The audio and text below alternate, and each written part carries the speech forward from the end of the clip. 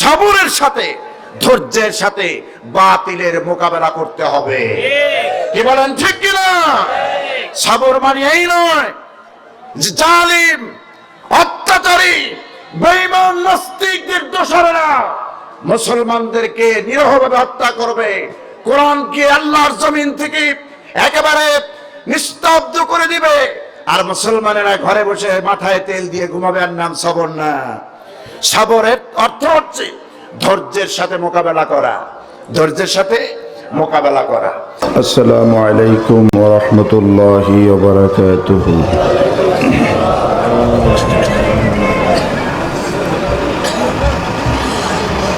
نحمده ونستعينه ونستغفره ونؤمن به ونتوكل عليه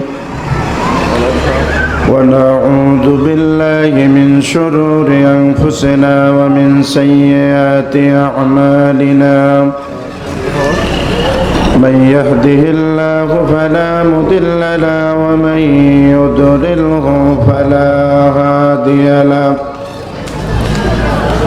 ونشهد أن لا إله إلا الله وحده لا شريك له ونشهد أن سيدنا وحبيبنا ومولانا محمدا عبده ورسوله الذي أرسله بالحق بشيرا ونذيرا وداعيا إلى الله بإذنه وسراجا منيرا فقد قال الله تعالى في كلامه المجيد وفرقانه الحميد। صدر محترم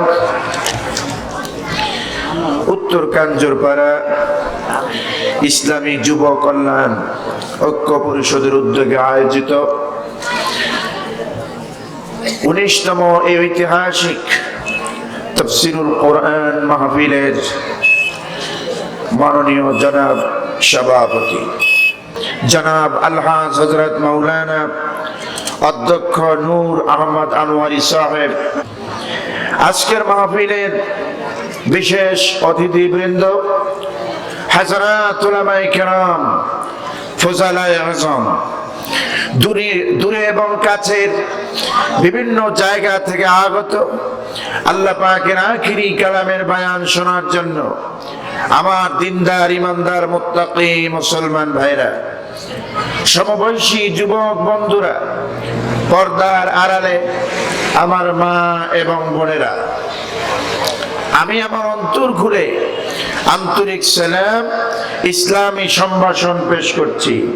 আসসালামু আলাইকুম ওয়া রাহমাতুল্লাহ।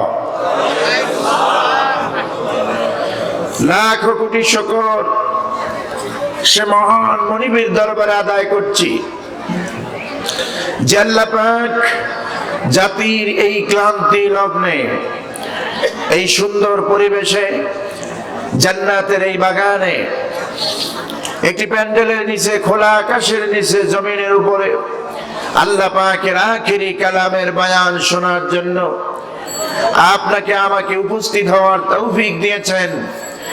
সে মহান মনিব, কাল কিয়ামত দিবসের মালিক, যার কাছে আমাদের সকলকে উপস্থিত হতে হবে, এই দুনিয়ার জীবনের পূর্ণাঙ্গ হিসাব পেশ করতে হবে। আহকামুল হাকিমিন রব্বুল আলামিন আল্লাহ সুবহানাহু ওয়া তাআলার দরবারে আমরা দিল খুলে প্রাণ ভরে মহব্বতের সাথে কালিমাতুশ শুকর আদায় করছি, সকলেই পড়ছি আলহামদুলিল্লাহ। সবাই আওয়াজ করে বলুন আলহামদুলিল্লাহ। আমার সাথে বলুন রব্বানা লাকাল হামদ হামদান কাসীরান তাইয়িবান মুবারাকান ফি ইয়া রাব্বি লাকাল হামদু কামা ইয়ানবাগি লিজালালি ওয়াজহিকা ওয়া আযীমি সুলতানিক। আমরা প্রশংসা করেছি কার? প্রশংসা পাবেনও একমাত্র কে? এই পৃথিবীতে কোন ফাসিক ফুজ্জারের প্রশংসা করতে মুসলমান পারে না, ঠিক কিনা বলেন? সর্বাবস্থায় বান্দার পক্ষ থেকে প্রশংসা পাবেন কে? আমরা সবাই বলি আলহামদুলিল্লাহ। সম্মানিত ভাইয়েরা, আমরা কোরআনের এই ময়দানে আল্লাহর কোরআন শোনার জন্য এসেছি, ঠিক কিনা?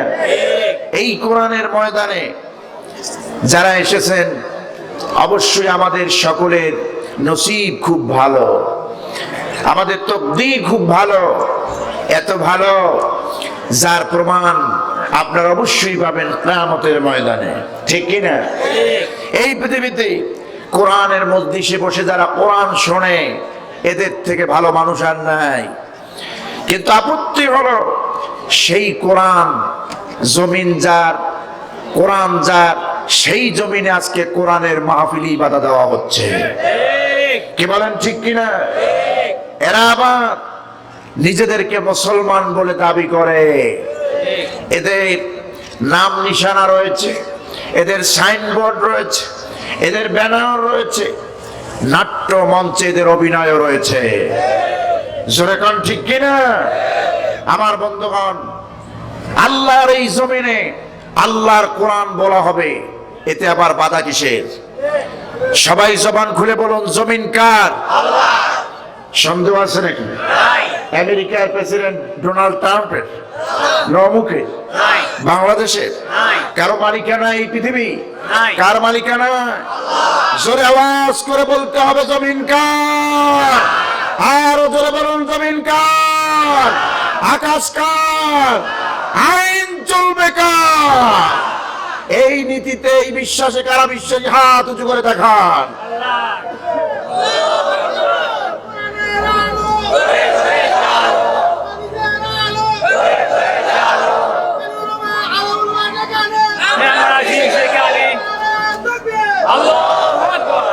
হাত নামান। সুতরাং এই ময়দানে আমরা যতক্ষণ কোরআন শুনবো ততক্ষণ আমাদের আমলনামায় নেকি দিবেন কে? আল্লাহ। সবাই বলুন, কে দিবেন? আল্লাহ।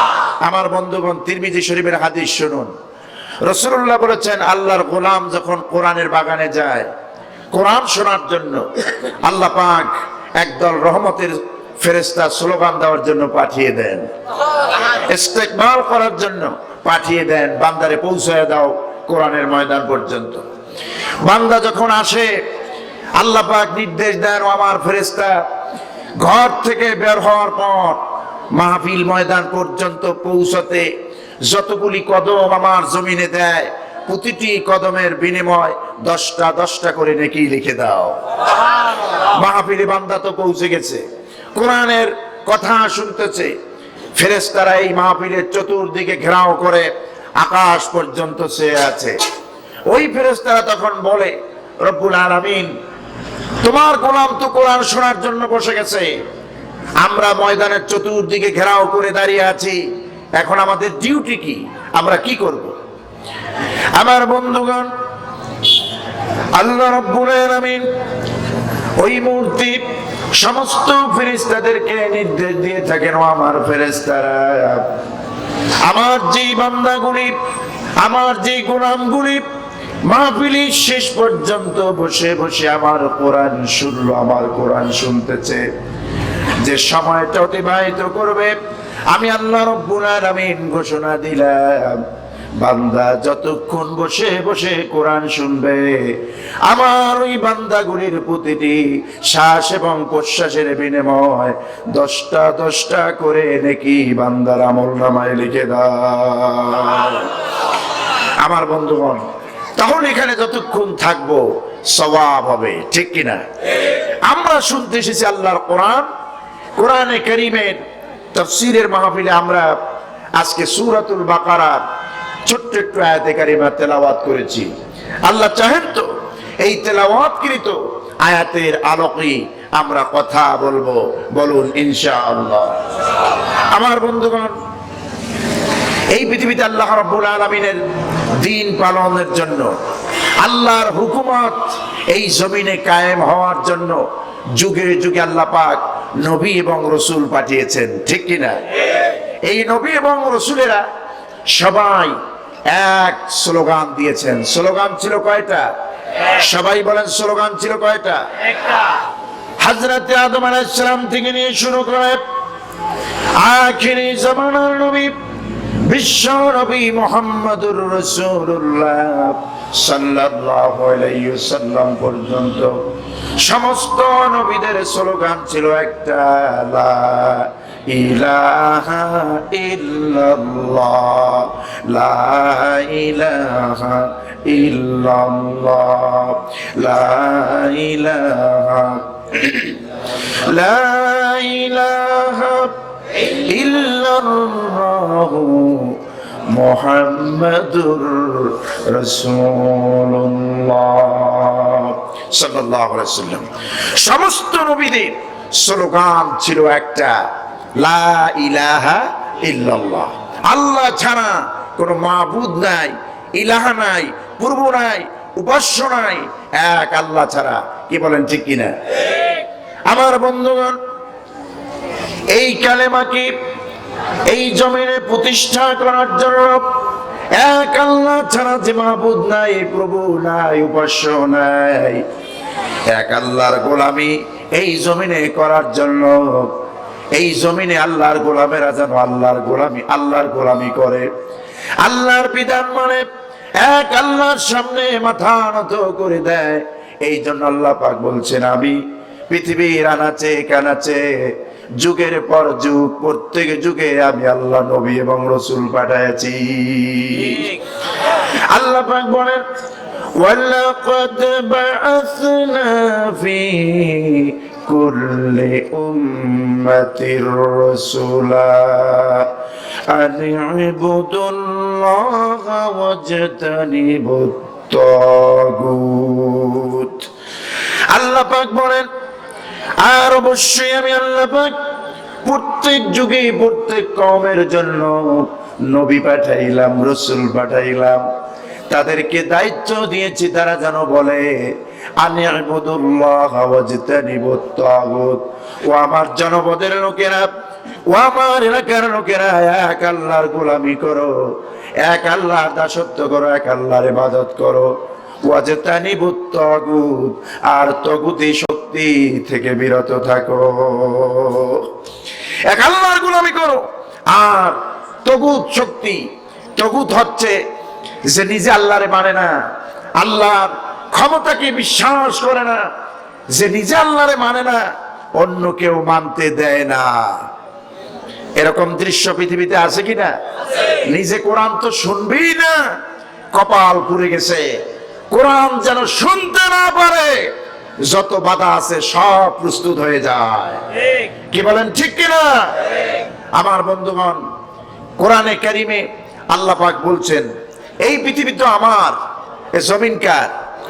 আসমান কার? সুতরাং এই জমিন আসমানের মধ্যে যা কিছু আছে সব আমার নিয়ন্ত্রণে চলে, গোলামিও চলবে আমার, আইনও চলবে আমার।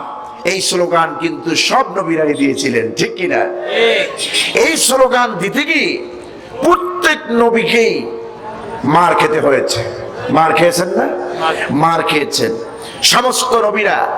এমনকি আমাদের নবী, সমস্ত নবীদের নবী, তিনি মার খেয়েছেন জীবনের ভিতরে, দিনের পর দিন, রাতের পর রাত কষ্ট সহ্য করেছেন, ঠিক কিনা বলেন?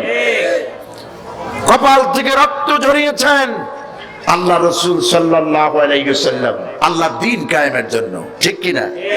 এই জন্য সমস্ত নবীরা দ্বীন প্রতিষ্ঠান আন্দোলনে যতই নির্যাতন তাদের উপরে হয়েছে, সমস্ত নবীরাই এক আল্লাহর উপরে সবর করেছে। কার উপরে সবর করেছে? কার উপরে? আল্লাহর উপরে। আমরা আজকে আলোচ্য বিষয় নেব সবর। আলোচ্য বিষয় নেব কি? সবর। যেমনটি আমি তেলাওয়াত করেছিলাম সূরাতুল বাকারার ভিতরে, আল্লাহ রাব্বুল আলামিন তার মুমিন বান্দাদেরকে নসিহত করতেছেন, উল্লেখ করে আল্লাহ পাক বলছেন, মুমিন বান্দারা শোনো, ইয়া আইয়ুহাল্লাযীনা আমানুস্তাঈনু বিস-সাবরি ওয়াস-সালাহ ইন্নাল্লাহা মা'আস الصابرين আমার বন্ধুগণ কোরআনে কারীমের ভিতরে 6666 খানাতের ভিতরে আল্লাহ রাব্বুল আলামিন তার বান্দাদেরকে নানান কিসমে ডেকেছেন। আল্লাহ পাক নানান ভাবে সম্বোধন করেছেন। যেখানে কাফেরদেরকে ডেকেছেন ইয়া আইয়ুহাল কাফিরুন বলে সম্বোধন করেছেন। যেখানে আল্লাহ রাব্বুল আলামিন সমস্ত মানুষকে ডেকেছেন আল্লাহ পাক ইয়া আইয়ুহান নাস বলে সম্বোধন করেছেন। আবার যেখানে আল্লাহর প্রিয় বান্দাগুলি মুমিনদেরকে ডেকেছেন ওই সমস্ত জায়গাগুলিতে আল্লাহ রাব্বুল আলামিন ইয়া আইয়ুহাল্লাযীনা আমানু বলেছেন। কোরআনে কারীমের এই তেলাওয়াতকৃত আয়াতে আল্লাহ রাব্বুল আলামিন তার মুমিন বান্দাদেরকে লক্ষ্য করে বলছেন, ও আমার মুমিন বান্দারা শোনো, ইস্তাইনু বিস-সাবরি ওয়াস-সালাত, তোমরা সাহায্য চাও আমি আল্লাহর কাছে নামাজ এবং ধৈর্যের মাধ্যমে। নামাজ এবং ধৈর্যের মাধ্যমে দুইটা গুণ। কয়টা গুণ? দুইটা। বান্দা সাহায্য চাবে কার কাছে? সবাই বলেন কার কাছে চাবে? আল্লাহর কাছে চাবে। আল্লাহ পাক বলছেন ইস্তাইনু, এটা আমরের সিগা, তোমরা সাহায্য চাও আল্লাহর কাছে প্রার্থনা করো বিস-সাবরি ওয়াস-সালাত, সবর এবং সালাতের মাধ্যমে। আমার বন্ধুগণ নামাজ এবং ধৈর্যের মাধ্যমে আল্লাহ রাব্বুল আলামিন সাহায্য চাওয়ার জন্য বলছেন। সবর একটি গুরুত্বপূর্ণ শব্দ, একটি গুরুত্বপূর্ণ গুণ। যেই গুণটি মুমিনের ভিতরে যদি অনুপস্থিত থাকে তাকে মুমিন বলা যায় না। কারণ এই পৃথিবীতে সমস্ত নবীরা সবর ইখতিয়ার করেছেন, ঠিক কি না? করেছেন কি না? করেছেন। বাংলাদেশে এমন একটা প্রেক্ষাপট চলছে, মুসলমানদেরকে অবশ্যই সবর করতে হবে। সবরের সাথে ধৈর্যের সাথে বাতিলের মোকাবেলা করতে হবে। কি বলেন, ঠিক কি না? সবর মানে এই নয় যে জালিম, অত্যাচারী, বেঈমান, নাস্তিকদের দোসরেরা মুসলমানদেরকে নিরীহভাবে হত্যা করবে, কোরআনকে আল্লাহর জমিন থেকে একেবারে নিস্তব্ধ করে দিবে, আর মুসলমানেরা ঘরে বসে মাথায় তেল দিয়ে ঘুমাবে, আর নাম সবর না। সবরের অর্থ হচ্ছে ধৈর্যের সাথে মোকাবেলা করা, ধৈর্যের সাথে মোকাবেলা করা। আমার বন্ধুগণ এই সবর কোরআনে কারীমে অসংখ্য জায়গায় ব্যবহৃত হয়েছে। নামাজ যেমন বহু জায়গায় ব্যবহার হয়েছে, সবরও তেমন বহু জায়গায় ব্যবহার হয়েছে। সবরের অনেকগুলি অর্থ লুগাতে পাওয়া যায়। সবর শব্দের অর্থ হচ্ছে ধৈর্য, সবর শব্দের অর্থ হচ্ছে মেনে নেওয়া, সবর শব্দের অর্থ হচ্ছে বরদাস্ত করা, সবর শব্দের অর্থ হচ্ছে, এইরকম অনেকগুলি অর্থ কোরআনে কারীমের ভিতরে এসেছে। আমার বন্ধুগণ আমাদের সমাজে কম বেশি নামাজ যেমন কায়েম আছে, আমরা নামাজ পড়ি, কিন্তু দেখা যায় একজন মুমিনের জন্য এই বিরাট কোয়ালিটি, এই বিরাট কোয়ালিফিকেশন, এই সবর, এই ধৈর্য মুমিনের মধ্যে নাই, ঠিক কি না? সব জায়গায় অধৈর্য, সব জায়গায় অধৈর্য। এই ধৈর্য ধরেছেন সমস্ত নবীরা। এমন কোন নবী নাই যারা ইসলামের আন্দোলনের দিনের দাওয়াত দিতে গিয়ে কাফির কর্তৃক নির্যাতনের শিকার হয়ে সবর ইখতিয়ার করেন নাই। এমন কেউ আছে? নাই। কাফির কর্তৃক নির্যাতনের শিকার হওয়ার পর সমস্ত নবীরা একটা কথাই বলেছেন। কয়টা কথা বলেছেন? একটা কথা। সমস্ত নবীরা আল্লাহর দ্বীন, আল্লাহর জমিনে কায়েম করতে গিয়া কাফের কর্তৃক যখন স্টিম রোলার তাদের উপরে চালানো হয়েছে, তাদের উপরে জুলুম চালানো হয়েছে, সমস্ত নবীরা কাফেরদের অত্যাচারের মোকাবেলায় বলেছেন, ওয়ামা লানা আল্লা নাতাওয়াক্কালা আলাল্লাহি ওয়া ক্বাদ হাদানা সুবুলানা, আমরা আল্লাহর উপরে ভরসা করব না তো কার উপরে ভরসা করব? তিনি তো আমাদেরকে সঠিক রাস্তা দেখিয়েছেন, তিনি তো আমাদেরকে সঠিক পথ দেখিয়েছেন। وَلَنَصْبِرَنَّ عَلَى مَا آذَيْتُمُونَا وَعَلَى اللَّهِ فَلْيَتَوَكَّلِ يتوكل المتوكلون আল্লাহ রাব্বুল আলামিন বলেন নির্যাতনের শিকার হয় এই জমিনে সমস্ত নবীরা এই কথা বলে স্বীকার করেছে। এই পৃথিবীতে কাফির বেঈমানেরা যত নির্যাতন আমাদের উপরে চালায়, ইসলামের কথা বলার কারণে, দ্বীনের কথা বলার কারণে, আল্লাহর দিকে মানুষকে আহ্বান করার কারণে কাফির বেঈমানেরা যেই পরিমাণ নির্যাতন আমাদেরকে করবে, অবশ্যই দিনের পর দিন আমরা কঠিন থেকে কঠিন সবর আল্লাহর উপরে ধৈর্য ধারণ করব। তিনি তো আমাদেরকে হেফাজত করবেন, তিনি তো আমাদেরকে পথ দেখিয়েছেন, ঠিক কিনা কোন? আমার বন্ধুগণ, এই পৃথিবীতে বহুত নবী এবং রাসূল পাঠিয়েছেন আল্লাহ, সকলেই নির্যাতনের শিকার হয়েছে। কোরআনে কারীমের ভিতরে আল্লাহ রাব্বুল আলামিন নবীরা ধৈর্য ধারণ করেছেন কিভাবে, একের পর এক আল্লাহ পাক সুন্দর করে বর্ণনা করেছেন। কোরআনে কারীম আল্লাহ পাক একজন নবীর ঘটনা উল্লেখ করলেন, নাম তার হুদ আলাইহিস সালাম। জবান খুলে বলুন তো কি নাম? হযরতে হুদ আলাইহিস সালাম, যার নামে নামকরণ করে কোরআনে কারীমে আল্লাহ রাব্বুল আলামিন একটা সূরা নাজিল করেছেন, সূরা হুদ। সেই হুদ আলাইহিস সালাম তার কওমের কাছে আল্লাহ পাক তাকে তার কওমদের কাছে পাঠালেন নবী করে। শুধু নবী করে পাঠান নাই, আল্লাহ রাব্বুল আলামিন হযরত হুদ আলাইহিস সালাম কি পথহারা দিশাহারা ওই জাতির কাছে পথের সন্ধান দেওয়ার জন্য আল্লাহ রাব্বুল আলামিন হুদকে পাঠিয়ে দিলেন। হযরত হুদ আলাইহিস সালামকে নির্দেশ দিলেন, ও আমার হুদ, তুমি তোমার কওমকে আমার দ্বীনের পয়গাম পৌঁছায়া দাও, আমার দ্বীনের দাওয়াত, আমি আল্লাহর দ্বীনের দাওয়াত তুমি পৌঁছায়া দাও, তাদেরকে আমার গোলামি করার জন্য বলো। আল্লাহর নবী হযরত হুদ আলাইহিস সালাম পাহাড়ের চূড়ায় উঠলেন। তাফসীরের কিতাব এসেছে হযরত হুদ আলাইহিস সালাম ওই পাহাড়ের চূড়ায় দাঁড়ায়া গেলেন।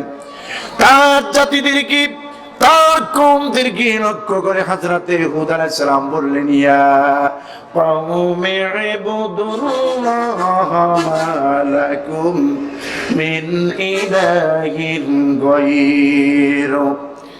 হযরত হুদ আলাইহিস সালাম বললেন, ও আমার কওমের লোকেরা, ও আমার জাতি, ও আমার জনপদের লোকেরা, এক আল্লাহর গোলামি করো, এক আল্লাহর দাসত্ব করো, এক আল্লাহর সামনে মাথা নত করো। মা লাকুম মিন ইলাহিন গায়রু, ওই আল্লাহ ছাড়া তোমাদের আর কোনো উপাস্য নাই, ওই আল্লাহ ছাড়া তোমাদের কোনো মাবুদ নাই, মালিক নাই, ঠিক কি না?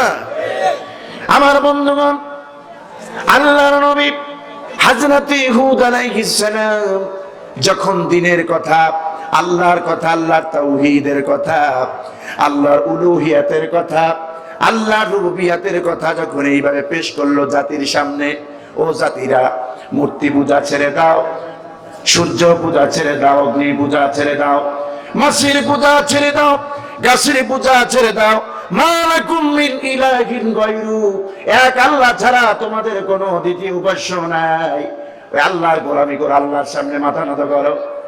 আমার বন্ধুগণ, আপনাদের থেকে জবাব চাই, আবু জাহাল আর আবু লাহাব, ফেরাউন, নমরুদ মার্কা কাফের নেতা সব নবীর জমানায় ছিল কিনা? ছিল না? ওই নেতাদের মাথা খারাপ হয়ে গেছে। ওই নেতারা হুদ আলাইহিস সালামের জামানায় সমস্ত কাফির নেতাগুলি ক্ষিপ্ত হয়ে গিয়েছে। আল্লাহর নবী হযরত হুদ আলাইহিস সালাম দ্বীনের কথা এতটুকুন বলার কারণে, আল্লাহর দিকে মানুষকে আহ্বান করার কারণে ওই হুদের কওমেরা, ওই কওমের জাতির নেতারা ক্ষিপ্ত হয়ে হযরত হুদ আলাইহিস সালামকে পাকড়াও করলো। নেতারা বলল, হুদ কয় কি কি বলে, এটা তো মানা যায় না, আমাদের বাপ দাদার ধর্ম ছেড়ে দিতে হবে, এই মূর্তি পূজা করা যাবে না, সূর্য পূজা করা যাবে না, আগুনের পূজা করা যাবে না, এটা কেমন কথা? ধরো, হুদকে ধরো, পাকড়াও করো। তাফসীরের কিতাবে এসেছে আল্লাহর নবী হযরত হুদ আলাইহিস সালাম পাহাড় থেকে নামতেও পারেন নাই, পাহাড় থেকে নামতেও পারেন নাই। ইতিমধ্যে ওই কাফির নেতারা পাহাড়ের চূড়ায় উঠে আল্লাহর নবী হযরত হুদ আলাইহিস সালামের গলার মধ্যে রশি লাগালে, পায়ের মধ্যে রশি দিয়া বেঁধে দিল। পায়ে এবং হাতি এবং গলার মধ্যে রশি লাগাইয়া উল্টা টানা হেসরে করে জমিনে নামাইয়া নিয়ে আসলো। আমার বন্ধুগণ, ওই কাফের বেঈমানেরা হযরত হুদ আলাইহিস সালামের বুকের উপর আঘাত করলো, মুখের উপর আঘাত করলো। এমন কোন শরীরের অঙ্গ প্রত্যঙ্গ নাই যেখানে আঘাত করা হয় নাই।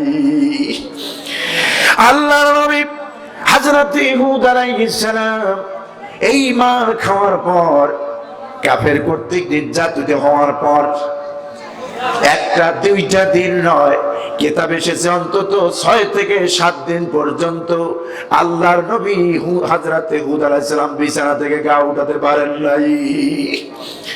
বিছানা থেকে গা উঠাতে পারেন নাই। আমার বন্ধুগণ, আপনারা জবান খুলে বলুন, এই দৃশ্য আল্লাহ দেখতেছেন কিনা? সবাই বলেন দেখতেছেন কিনা? এখনো যারা পৃথিবীতে আল্লাহর জন্য, আল্লাহর দ্বীনের জন্য এরকম জুলুমের শিকার হয়, আল্লাহ দেখতেছেন না? সবাই বলেন আল্লাহ সাহায্য করবেন কিনা? এই যে আমাদের সম্মানিত প্রধান অতিথি, এলাকার গর্ব, আমাদের সবার শ্রদ্ধাভাজন মৌলানা প্রধান অতিথি, যিনি আজকে বললেন আমার আগে যে সূর্য উঠলে সমস্ত অন্ধকার দূরীভূত হয়ে যায়, এটা ইউনিভার্সাল ট্রুথ, চিরন্তন সত্য কথা। হাজারো প্রদীপ জ্বালিয়ে রাতের অন্ধকার দূর করা যায় না, ঠিক না? আমার বন্ধুগণ, কত চমৎকার কথা! এ কথার ব্যাখ্যা রাখে, এ কথার অনেক ব্যাখ্যা রাখে। আজকে দেখুন, গোটা পৃথিবী আর শোষিত শাসিত নয়, ঠিক না? বিশেষ করে মুসলমানদের নাম শুনলেই ওই নাস্তিক বেঈমানদের শরীর শিউরে ওঠে। ওরা সহ্য করতে পারে না কোরআনের আওয়াজ। আমার বন্ধুগণ, আমরা দায়িত্বহীন ভাষায় বলতে চাই, ইসলাম কাউকে আগে আক্রমণ করে না, ইসলাম কাউকে আক্রমণ করে না, ইসলাম কারো উপরে ক্ষোভ প্রকাশ করে না।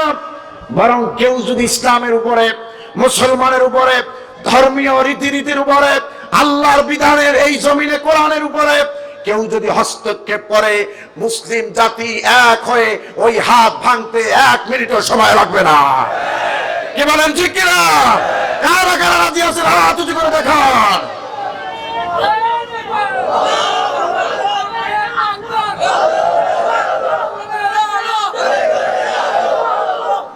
হাত নামান। আমার বন্ধুগণ, সুতরাং ইসলামের কথা যারা বলবে, কোরআনের কথা যারা বলবে, ওই নাস্তিক্যবাদীদের কাছে তারাই শত্রু, ঠিক কিনা বলেন? যেহেতু কোরআন তো মানব রচিত না, কোরআন আল্লাহর কালাম, কোরআন আসমানি গ্রন্থ। কার কালাম? আল্লাহর কালাম। আমার বন্ধুগণ, এই জন্য নবীদের ইতিহাস কোরআন পর্যালোচনা করলে, কোরআন ব্যাখ্যা করলে, কোরআন দেখলে, কোরআন পড়লে পরে আমরা যেটা পাই, আল্লাহর দ্বীন এই জমিনে কায়েমের জন্য সমস্ত নবীরা যেমন মার খেয়েছেন, আবার সবর ইখতিয়ার করেছে। হযরত হুদ আলাইহিস সালাম এত প্রচন্ড আঘাত পাওয়ার পর, মার খাওয়ার পর, নির্যাতনের শিকার হওয়ার পর, আপনারা জবান খুলে বলুন তো, একটা মুহূর্তের জন্য আল্লাহর দ্বীনের দাওয়াত দেওয়া বন্ধ করছিলেন নাকি? বন্ধ করছিলেন? আমার বন্ধুগণ, হযরত হুদ আলাইহিস সালাম বিছানায় শুয়ে আছেন। ঠিক এই মুহূর্তে আল্লাহ রাব্বুল আলামিন হযরত হুদকে জানায় দিলেন, হুদ রে, তোমার ওই জনপদের কাফের নেতারা তোমাকে যে মারধর করলো, তোমাকে যে নির্যাতন করলো, রিমান্ড দিল, দুনিয়ার কোন মানুষ দেখতে পাও কার না পাও, আমি আল্লাহ রাব্বুল আলামিন দেখেছি। ও হুদ, শুনে রাখো, আমি আল্লাহ রাব্বুল আলামিন, তোমার উপর আমার নজর রয়েছে। অবশ্যই আমি তোমাকে গালিব করে দেব, বিজয়ী করে দেব। ও হুদ, তুমি তোমার ওই কাফের সম্প্রদায়কে শোনায় দাও, যত ষড়যন্ত্র আছে সব করো আমার বিরুদ্ধে। ফাকিদুনি জামিয়ান সুম্মা লা তুনজিরুন। ও কাফের বেঈমানেরা, যত ষড়যন্ত্র আছে সব করো, একটু আমাকে অবকাশ দিও না।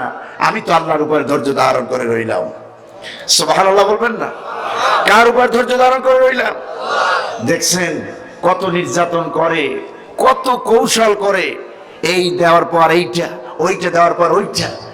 এক পর্যায়ে তারা সিদ্ধান্ত নেয় জমিন থেকে বিদায় করে দেওয়া লাগবে, ঠিক কিনা? হাজারো নয়, প্রস্তুত করে।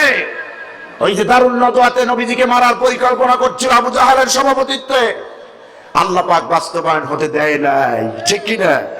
কারণ আমার আল্লাহ রাব্বুল আলামিন বলছেন, সীমালঙ্ঘনকারীকে আল্লাহ ছাড়েন না। ওয়ায়ামুদ্দুহুম ফি তুগয়ানিহিম ইয়ামাহুন। আল্লাহর গণ্ডির বাইরে যদি কেউ সীমালঙ্ঘন করে, তাকে পাকড়াও করতে আল্লাহর বেশি সময় লাগে না। কি বলেন, ঠিক কিনা? তুমি তো নব্য ফেরাউন, তুমি তো আবু জাহেলের বাচ্চা। আবু জাহালকে, আবু লাহাবকে, উতবা, শাইবা, মুগীরা, ফিরাউন, নমরুদকে এই জমিন থেকে বিদায় করেছেন আল্লাহ পাক শাস্তি দিয়া। কি বলেন, ঠিক কিনা? সুতরাং স্পষ্ট ভাবে শুনে নাও, এই জমিন আল্লাহর এই জমিনে গোলামি চলবে আল্লাহ পাকের, ঠিক কিনা? জোরে বলেন, ঠিক কিনা? আইন চলবে কার? শাসন চলবে কার? হুকুম চলবে কার? আমার বন্ধুগণ, এই জমিনে আল্লাহর দ্বীন কায়েম করতে হলে অবশ্যই বিপদ আসবে, আসবে না? বিপদ আসবে, মুমিনদের উপরে বিপদ আসবে। আল্লাযীনা ইযা আসাবাতুম মুসিবাতুন ক্বালু ইন্না লিল্লাহি ওয়া ইন্না ইলাইহি রাজিউন। আল্লাহ রাব্বুল আলামিন বলেন, তারাই তো প্রকৃত মুমিন যাদের উপরে বিপদ দেওয়া হয়, মুসিবত এসে যায়। এই মুসিবত আসার পরে ওই মানুষগুলি শুধু গোমরাহ হয়ে যায় না, আল্লাহর উপর রাগ করে না। এই মানুষগুলিকে আমি আল্লাহ পাক বহুত কায়দায় পরীক্ষা করব। পরীক্ষা করেন কিনা? করেন না? সন্তান দিয়া করেন, সন্তান কলিজার সন্তান বুকের থেকে কেড়ে নিয়ে করেন। এই বাংলার জমিনেও বহু বাবা পৃথিবীতে আছে, বাংলার জমিনে আছে। এই জমিনে এমনও বাবা আছেন, যেই বাবা তার নিজের সন্তানকে ওসিয়াত করে দিয়েছেন, বাবা তুমি ইসলামের জন্য কবুল হয়ে যাও, আল্লাহর দ্বীনের জন্য, আল্লাহর দ্বীন এই জমিনে প্রতিষ্ঠার জন্য যে আন্দোলনে তুমি নেমেছ, বাবা আমি আশা করি তুমি শহীদ হয়ে আমার ঘরে ফিরবা।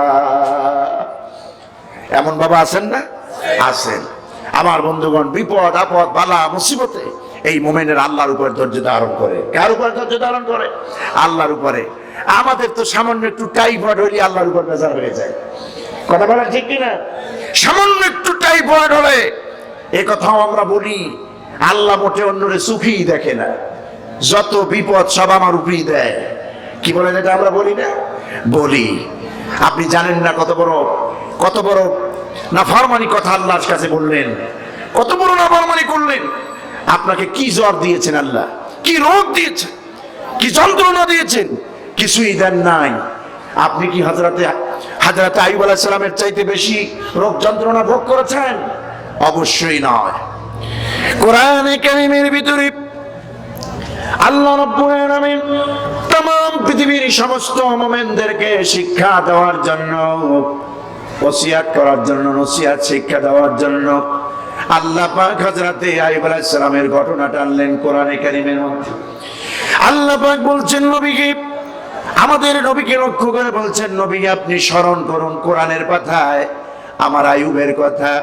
আল্লাহ পাক বলছেন, ওয়া আইয়ুবু ইয নাদা রাব্বাহু আন্নী মাসসানিয়াদ দুররু ওয়া আনতা আরহামুর রাহিমিন।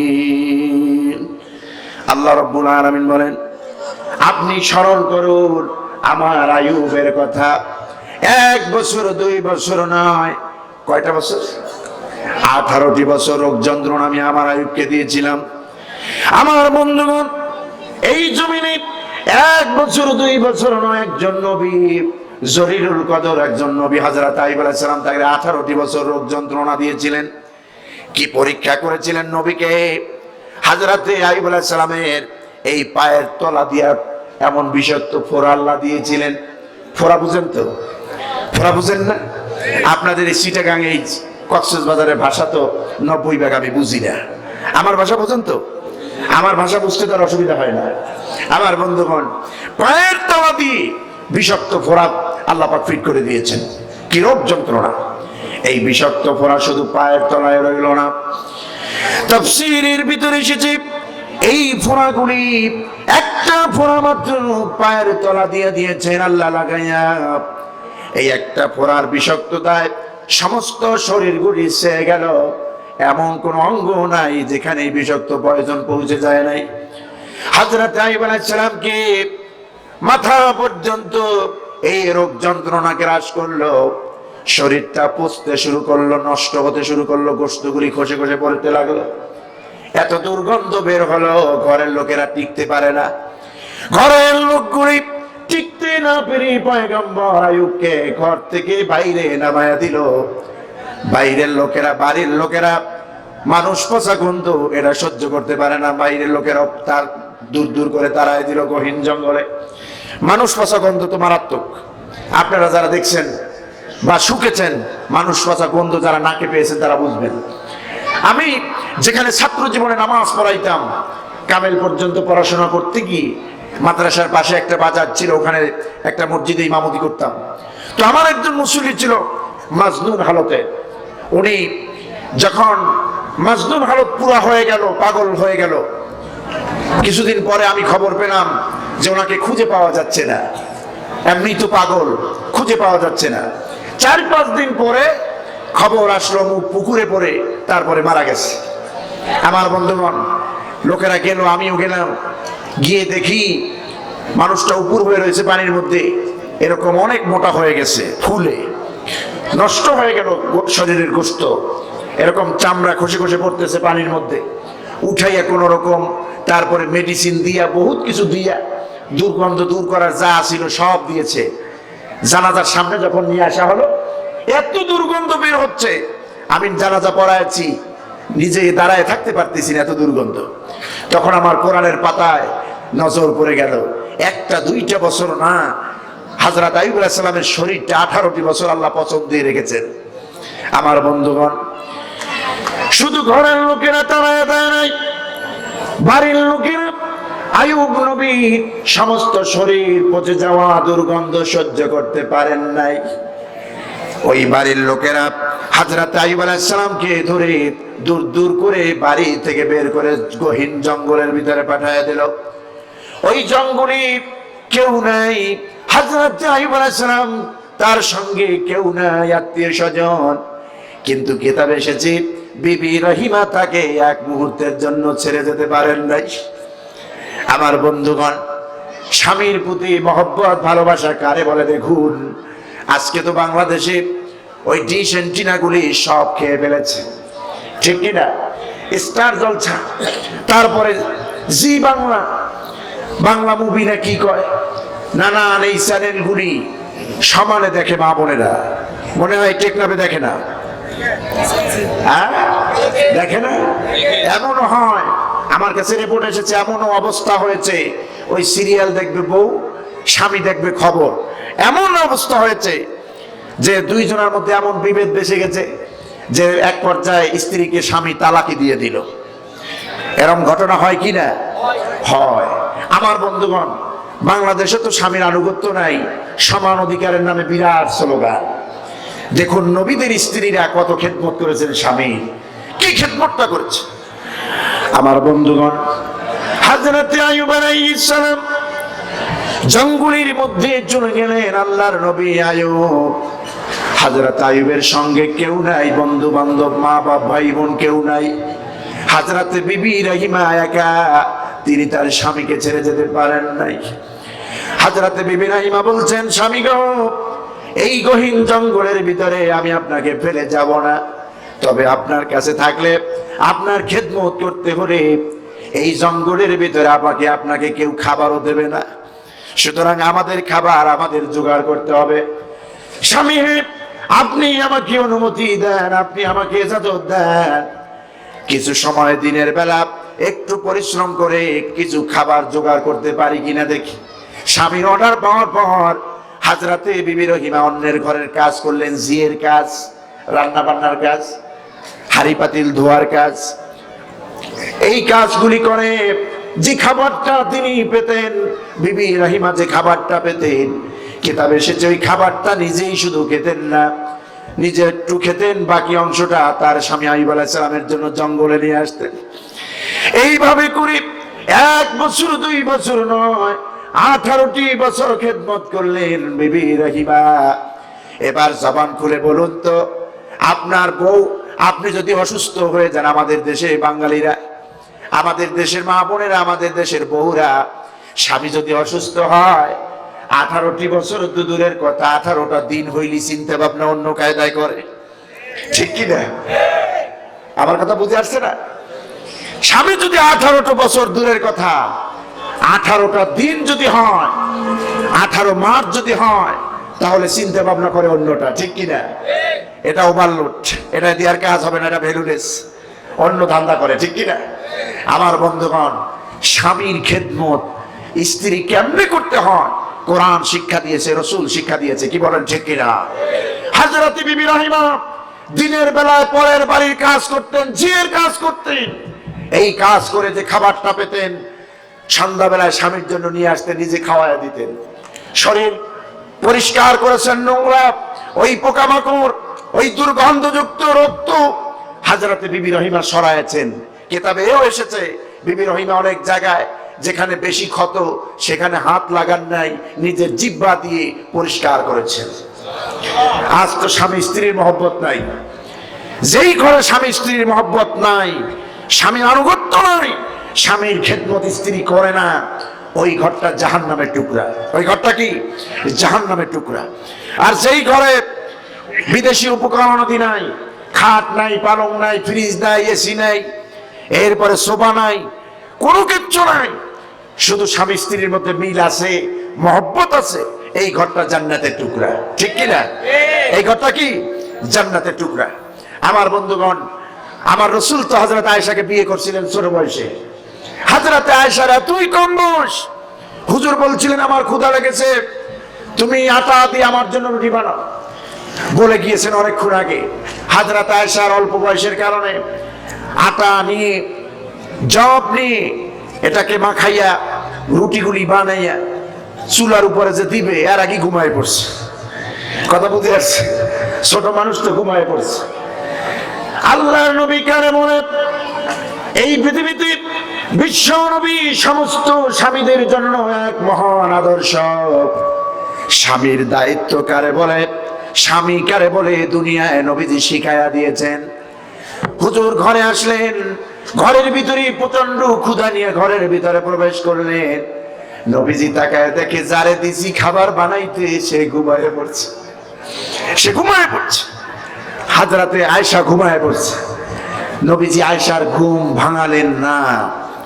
ওই জব নিয়ে, আটা নিয়ে নিজে পিষে রুটি বানাইয়া সুন্দর করে চুলার উপরে ভেজে রুটি তৈরি করে আস্তে করে আয়েশার শরীরে হাত দিয়ে নরম ছোঁয়ায় তাকে ডাকলেন, আয়েশা খেতে আসো।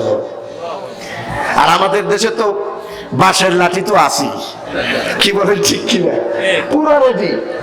যদি ভাত নরম হয়, আপনাদের টেকনাফ কক্সবাজার আছে কিনা জানি না, আমার দেশে, আমার বরিশালে স্ত্রীর উপরে, মাথার উপরে এমন জোরে বাড়ি মারছে, রক্ত দিয়ে রাস্তা প্লাবিত হয়ে গেছে।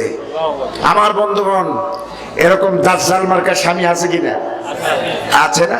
সমানে বউ পিটায়, এক বেলা না পিটাইলে ঘুম হয়ই না মোটে, আছে কিনা? আমার রসুল বলেছেন, স্ত্রীদের গায়ে হাত দিও না, স্ত্রীদেরকে বুঝাও, তাদেরকে শাসন করো, এইভাবে তাদের উপর অভিমান করো, অভিমান করো, বিছানা ত্যাগ করো, তাহলেই তারা শাসন পেয়ে যাবে। আমার বন্ধুগণ, একজন ভালো স্ত্রী সতী সাধ্বিনী নারীর জন্য এই দুনিয়ায় কত বড় নিয়ামত। একজন সতী সাধ্বিনী নারী, দেখুন আমার রাসূল বলেছেন, আইয়ুমা ইমরাতু মাতাত, কোন নারী যদি মারা যায়, কে মারা যায় বলেন? আল্লাহর নবী বলেন, কোন নারী যদি মারা যায়, ওয়া যাওজুহা আনহা রাদিন, তার স্বামী যদি বেঁচে থাকে, ওই স্বামী যদি জীবিত থাকে, ওই স্বামী যদি বেঁচে থাকে, আর ওই স্বামী তার উপরে সন্তুষ্ট থাকে, আল্লাহর নবী বলেছেন, দাখালাতিল জান্নাহ, ওই নারী আল্লাহর জান্নাতে প্রবেশ করবে।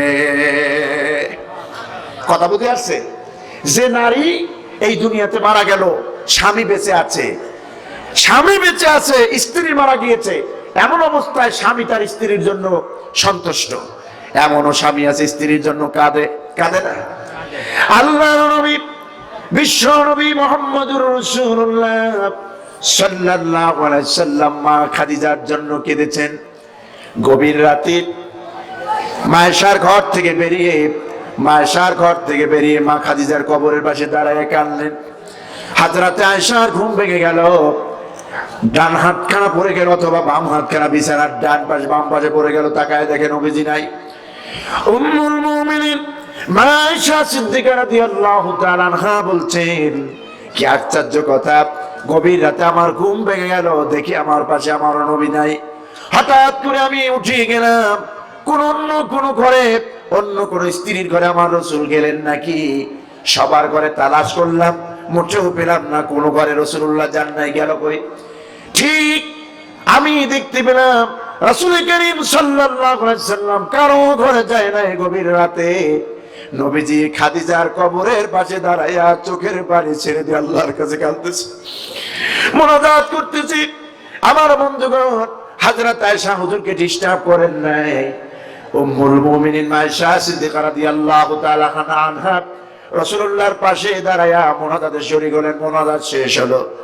এবার হযরত আয়েশা বলছেন, হুজুর, একটা বুড়ি মহিলা আপনি বিয়ে করেছিলেন জীবনের প্রথম বয়সে, এই বুড়িটির মায়া আপনি ছাড়তে পারেন না। এত জন স্ত্রী আপনার বর্তমান রয়েছে, এত সুন্দর সুন্দর বউ আপনার আছে, তারপর এই বুড়ির মায়া মোটেই ছাড়তে পারেন না। আমার বন্ধুগণ, নবীজি বলছেন, আয়েশা খবরদার এই ধরনের কোন একটি বাক্য, এই ধরনের কোন একটি কথা ফের যেন তোমার মুখে না শুনি। কারণ আয়েশা, তুমি জানো না এই খাদিজার ইসলামের জন্য, আমি নবীর জন্য কত অবদান তুমি জানো না। আমি নবীজির এই মক্কার জমিনে প্রথম যুগ, ইসলামের প্রথম যুগে আমি নবীর জন্য এই মক্কায় একটা পা রাখার মতো জমিন আমি নবীজির ছিল না। ওই খাদিজা আমারে বিবাহ করে কত কষ্ট সহ্য করেছে, শুধু নিজেকে আমার জন্য সবরদতি করে দিয়েছে এমনটি নয়, বরং এই খাদিজা ইসলামের জন্য, আল্লাহর জন্য, আল্লাহর দ্বীনের জন্য নিজের স্থাবর অস্থাবর সব সম্পত্তি আল্লাহর জন্য বিলীন করে দিয়েছে।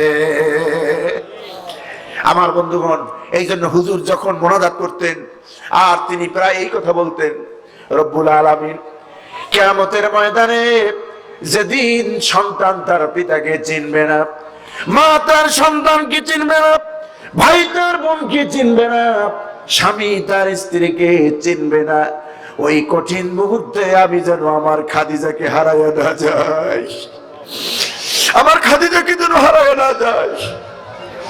কি মহব্বত করতেন, কি ভালোবাসা দিতেন। এই জন্য আমার রাসূল বলেছেন, আইয়ুমা ইমরাতু মাতাত, কোন স্বামী যদি, কোন স্ত্রী যদি স্বামীর আগে মারা যায়, ওই স্বামী যদি স্ত্রীর উপরে সন্তুষ্ট থাকে, রাসূলুল্লাহ বলেছেন দাখালাতিল জান্নাহ, ওই স্ত্রী জান্নাত পেয়ে যাবে। এই জন্য শরীয়ত বলে স্বামীর আগে স্ত্রী মরে যাওয়া ভালো, স্ত্রীর ইন্তেকাল স্বামীর আগে অনেক ভালো, অনেক সাইডে ভালো। আমার বন্ধুগণ, বিবি রহিমা খেদমত করছেন স্বামীর, দিনের বেলা জিয়ের কাজ, রাতের বেলা স্বামীর খেদমত, এইভাবে চলতেছে বহুত দিন। একদিন, 2 দিন না, 18 দিন, 18 মাস না, 18টা বছর, 18টি বছর পেরিয়ে যাওয়ার পর আল্লাহর পয়গম্বর হযরত আইয়ুব আলাইহিস সালাম এবার লক্ষ্য করে দেখলেন তার জিহ্বায় পোকা ধরেছে। কোথায়?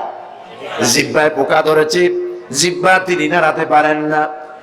এই 18টি বছরের মধ্যে একটা দিনও আল্লাহর নবী আইয়ুব আল্লাহর কাছে বলেন, আল্লাহ, আমার এই পোকা দিয়ে তুমি জঙ্গলে ফেলাইতেছো কেন? আমি নবী, আমারে ভালো করে দাও।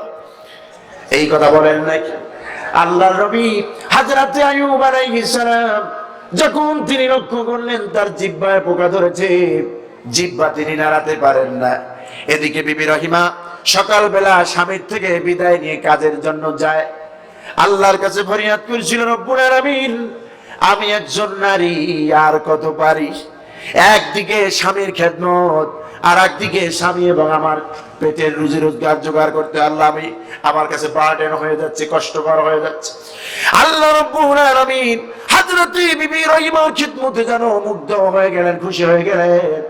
আল্লাহ পাক যেন বলতে চাইলেন, রহিমা, মানুষের চেষ্টার সীমানা যেখানে শেষ, শুনে নাও আমি আল্লাহ রব্বুল আলামিনের রহমতের ধারা সেখান থেকে শুরু। ও রহিমা, তুমি তোমার স্বামীর জন্য যা করেছো আমি আল্লাহ রব্বুল আলামিন খুশি হয়ে গেছি। আমার বন্ধুগণ, এদিকে হযরত আইয়ুব আলাইহিস সালামের জিহ্বায় পোকা ধরেছে, জিহ্বা তিনি নাড়াতে পারেন না, অসুস্থ। 18টি বছর পরে এই প্রথমবারের মতো হযরত আইয়ুব তার রবের কাছে দরখাস্ত মানলেন, দরখাস্ত পেশ করলেন আর বললেন, রব আন্নী মাসসানিয়াদ-দুররু ওয়া আনতা আরহামুর রাহিমিন।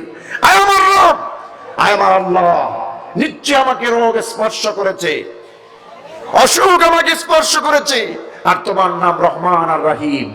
কি সুন্দর দোয়ার কৌশল দেখছেন? এর থেকে সুন্দর কথা আর আছে? আমি তোমার গোলাম, ও আল্লাহ, আমি তোমার গোলাম, আমাকে রোগ স্পর্শ করেছে, আর তোমার নাম রহমান আর রহিম। এর চেয়ে ভালোবেসি বলা লাগে? আল্লাহ রব্বুল আলামিন মঞ্জুর করলেন।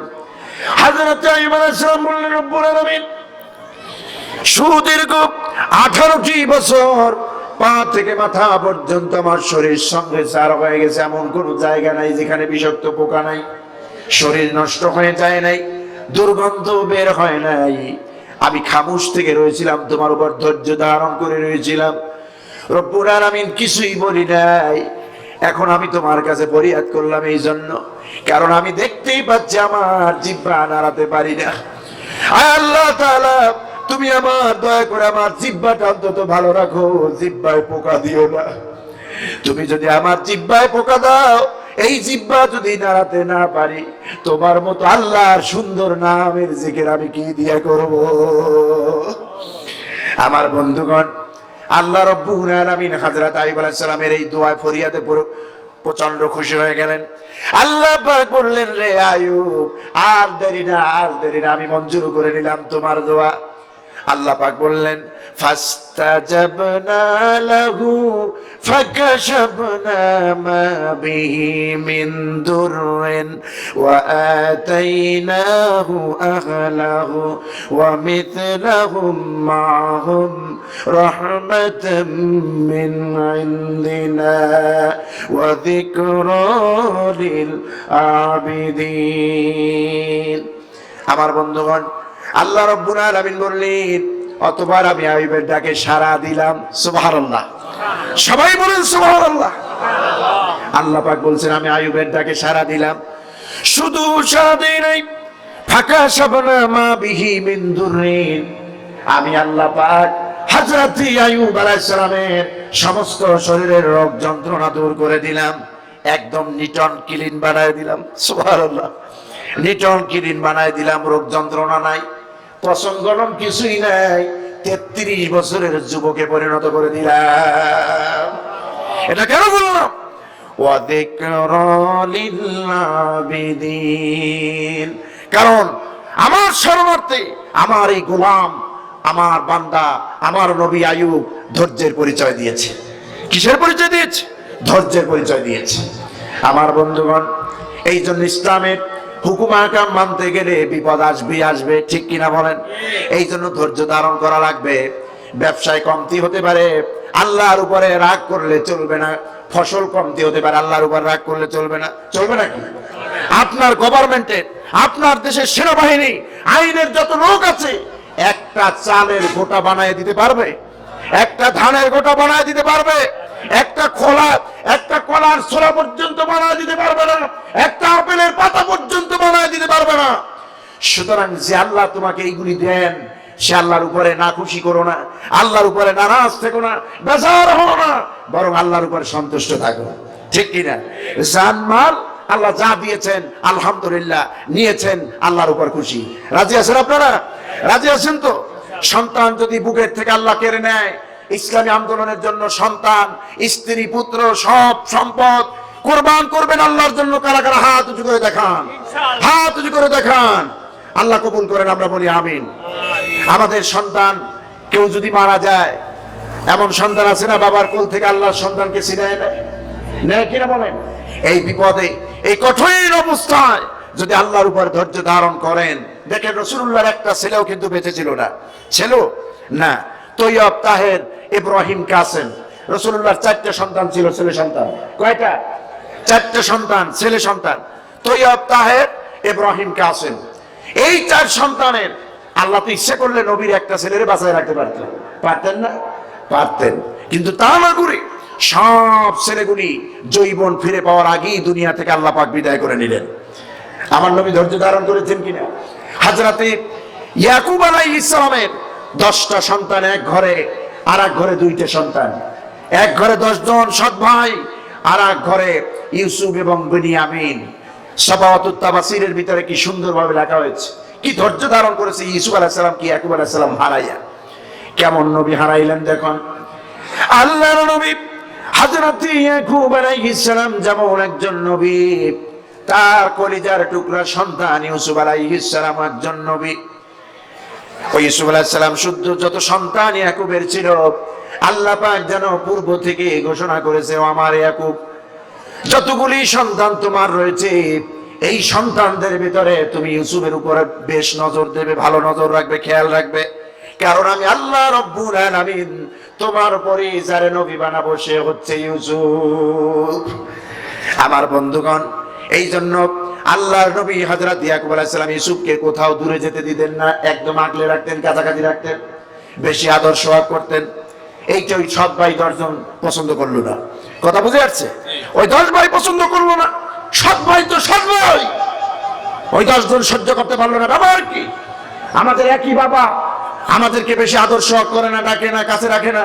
যত আদর সোহাগ স্নেহ ভালোবাসা, বেশি নজরদারি ইউসুফকে নিয়ে করছে। এটা মেনে নেওয়া যায় না। ফন্দি আঁকলো, কৌশল করলো, কোন রকম কৌশল টৌশল কইরা ইউসুফ আলাইহিস সালামকে ভাগায় নেওয়ার জন্য সবাই চলে আসছে এই 10 ভাই তার বাবার কাছে। বাবা, আপনি যে কি ভাবেন আমাদেরকে, আমরা কি আপনার সন্তান না? আমরা কি ইউসুফের ভাই না? আপনি ইউসুফকে মোটে আপনার কোল থেকে ছাড়েনি না। ইউসুফকে আমাদের সাথে মিলতেই দেন না। ইউসুফ কি আমাদের ভাই না? ওরে নিয়ে আমরা একটু ঘোরাফেরা করব, একটু চলাফেরা করব, খেলাধুলা করব, তাও করতে দেন না। এটা কেমন কথা? আমাদের সাথে একটু দেন। আমার বন্ধুগণ, ওই সৎ ভাই 10 জন, ওই 10 জনের চাহিদা হলো, টার্গেট হলো ইউসুফ আলাইহিস সালামকে আল্লাহ আব্বার সামনে দিয়ে আনতে পারলে হয়, বাকিটা পরে দেখা যাবে। কৌশল করে, মিথ্যা অভিনয় করে ওই 10 ভাই সন্তান, কত বড় আহাম্মদ দেখেন। এখানে একটা মাহফিল চলছে, এত বড় সাইলেন্ট দেওয়া লাগে? এগুলি জ্ঞান থাকতে হয়। আমার বন্ধুগণ, হযরত ইয়াকুব আলাইহিস সালাম ওই 10 ভাইকে বুঝতে পেরেছেন। 10 ভাই তাদেরকে চেনেন। আল্লাহর পয়গম্বর হযরত ইয়াকুব আলাইহিস সালাম যে আমার এই 10 সন্তান কেমন। ওই 10 সন্তান কৌশল করে ইয়াকুব আলাইহিস সালামের সামনে এসে একেবারে নাটকের মতো বলল, বাবা আপনি আমাদের ইউসুফকে দেন, আমরা সাথে নিয়ে একটু ঘোরাফেরা করবো, একটু আনন্দ করব। ওদের মনের ইরাদা হচ্ছে, বাবার থেকে একটু আড়াল করতে পারলে আমরা যা করব তা তো আমাদের মনের মধ্যে আছে। ওই 10 ভাই বাবা ইয়াকুবের কাছে এসে এইভাবে আপত্তি করলো। হযরত ইয়াকুব আলাইহিস সালাম তার সন্তান, কলিজার টুকরা সন্তান ইউসুফকে দিয়ে দিলেন, 10 ভাইয়ের সাথে যাও, ঘোরাফেরা করো, আমার ছেলেকে নিয়ে যাও। তবে ইয়াকুব আলাইহিস সালাম বলছেন, ও আমার 10 সন্তানেরা, খবরদার আমার ইউসুফের প্রতি তোমরা নজর রাখো যেন কোনো ক্ষতি না হয়। 10 ভাই তো বলছে নজর তো রাখবই, ভালো মতো। কেমনে ক্ষতি করা লাগে? ক্ষতি করার জন্যই তো নিতেছি। কি বলেন, ঠিক কিনা? ওই 10 ভাই কৌশল করে বাবার সামনে দিয়ে, ইয়াকুব আলাইহিস সালামের বাবার সামনে দিয়ে ইউসুফকে নিয়ে নিল। আমার বন্ধুগণ, কি হিংসাত্মক ভাব, কি হিংসাত্মক আচরণ, শুনলে অবাক হয়ে যাবেন। ইয়াকুব আলাইহিস সালামের সামনে দিয়ে কেবলমাত্র ইউসুফ আলাইহিস সালামকে বের করেছে এই সৎ ভাই 10 জন। বাড়ির আঙ্গিনায় যেতেই পারে নাই, এর মধ্যেই ইউসুফ আলাইহিস সালামের উপর টর্চারিং শুরু হয়ে গেছে। কেউ লাথি মারে, কেউ ধাক্কা মারে, কেউ কানে দিয়া ডলা মারে, কেউ কপালের উপরে ঘুষি মারে, থাপ্পড় মারে।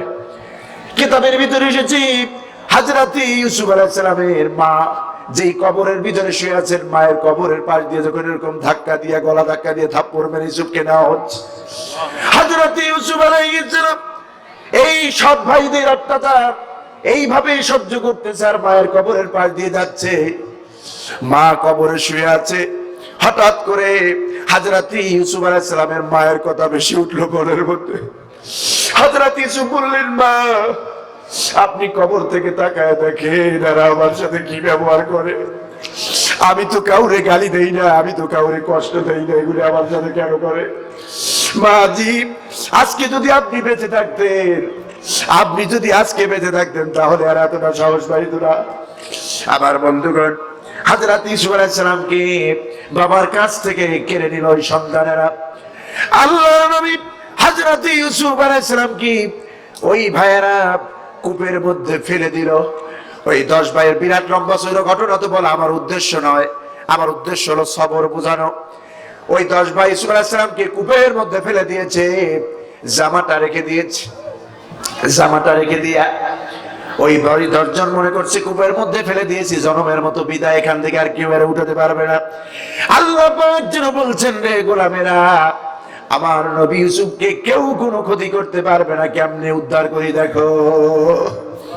আমার বন্ধুগণ, ওই 10 ভাই, সব 10 ভাই ইউসুফের জামাটা ছিনাইয়া নিয়া খাসি অথবা দুম্বা জব করে রক্তগুলি নিয়ে জামার মধ্যে জন্মের মাখা মাখছে।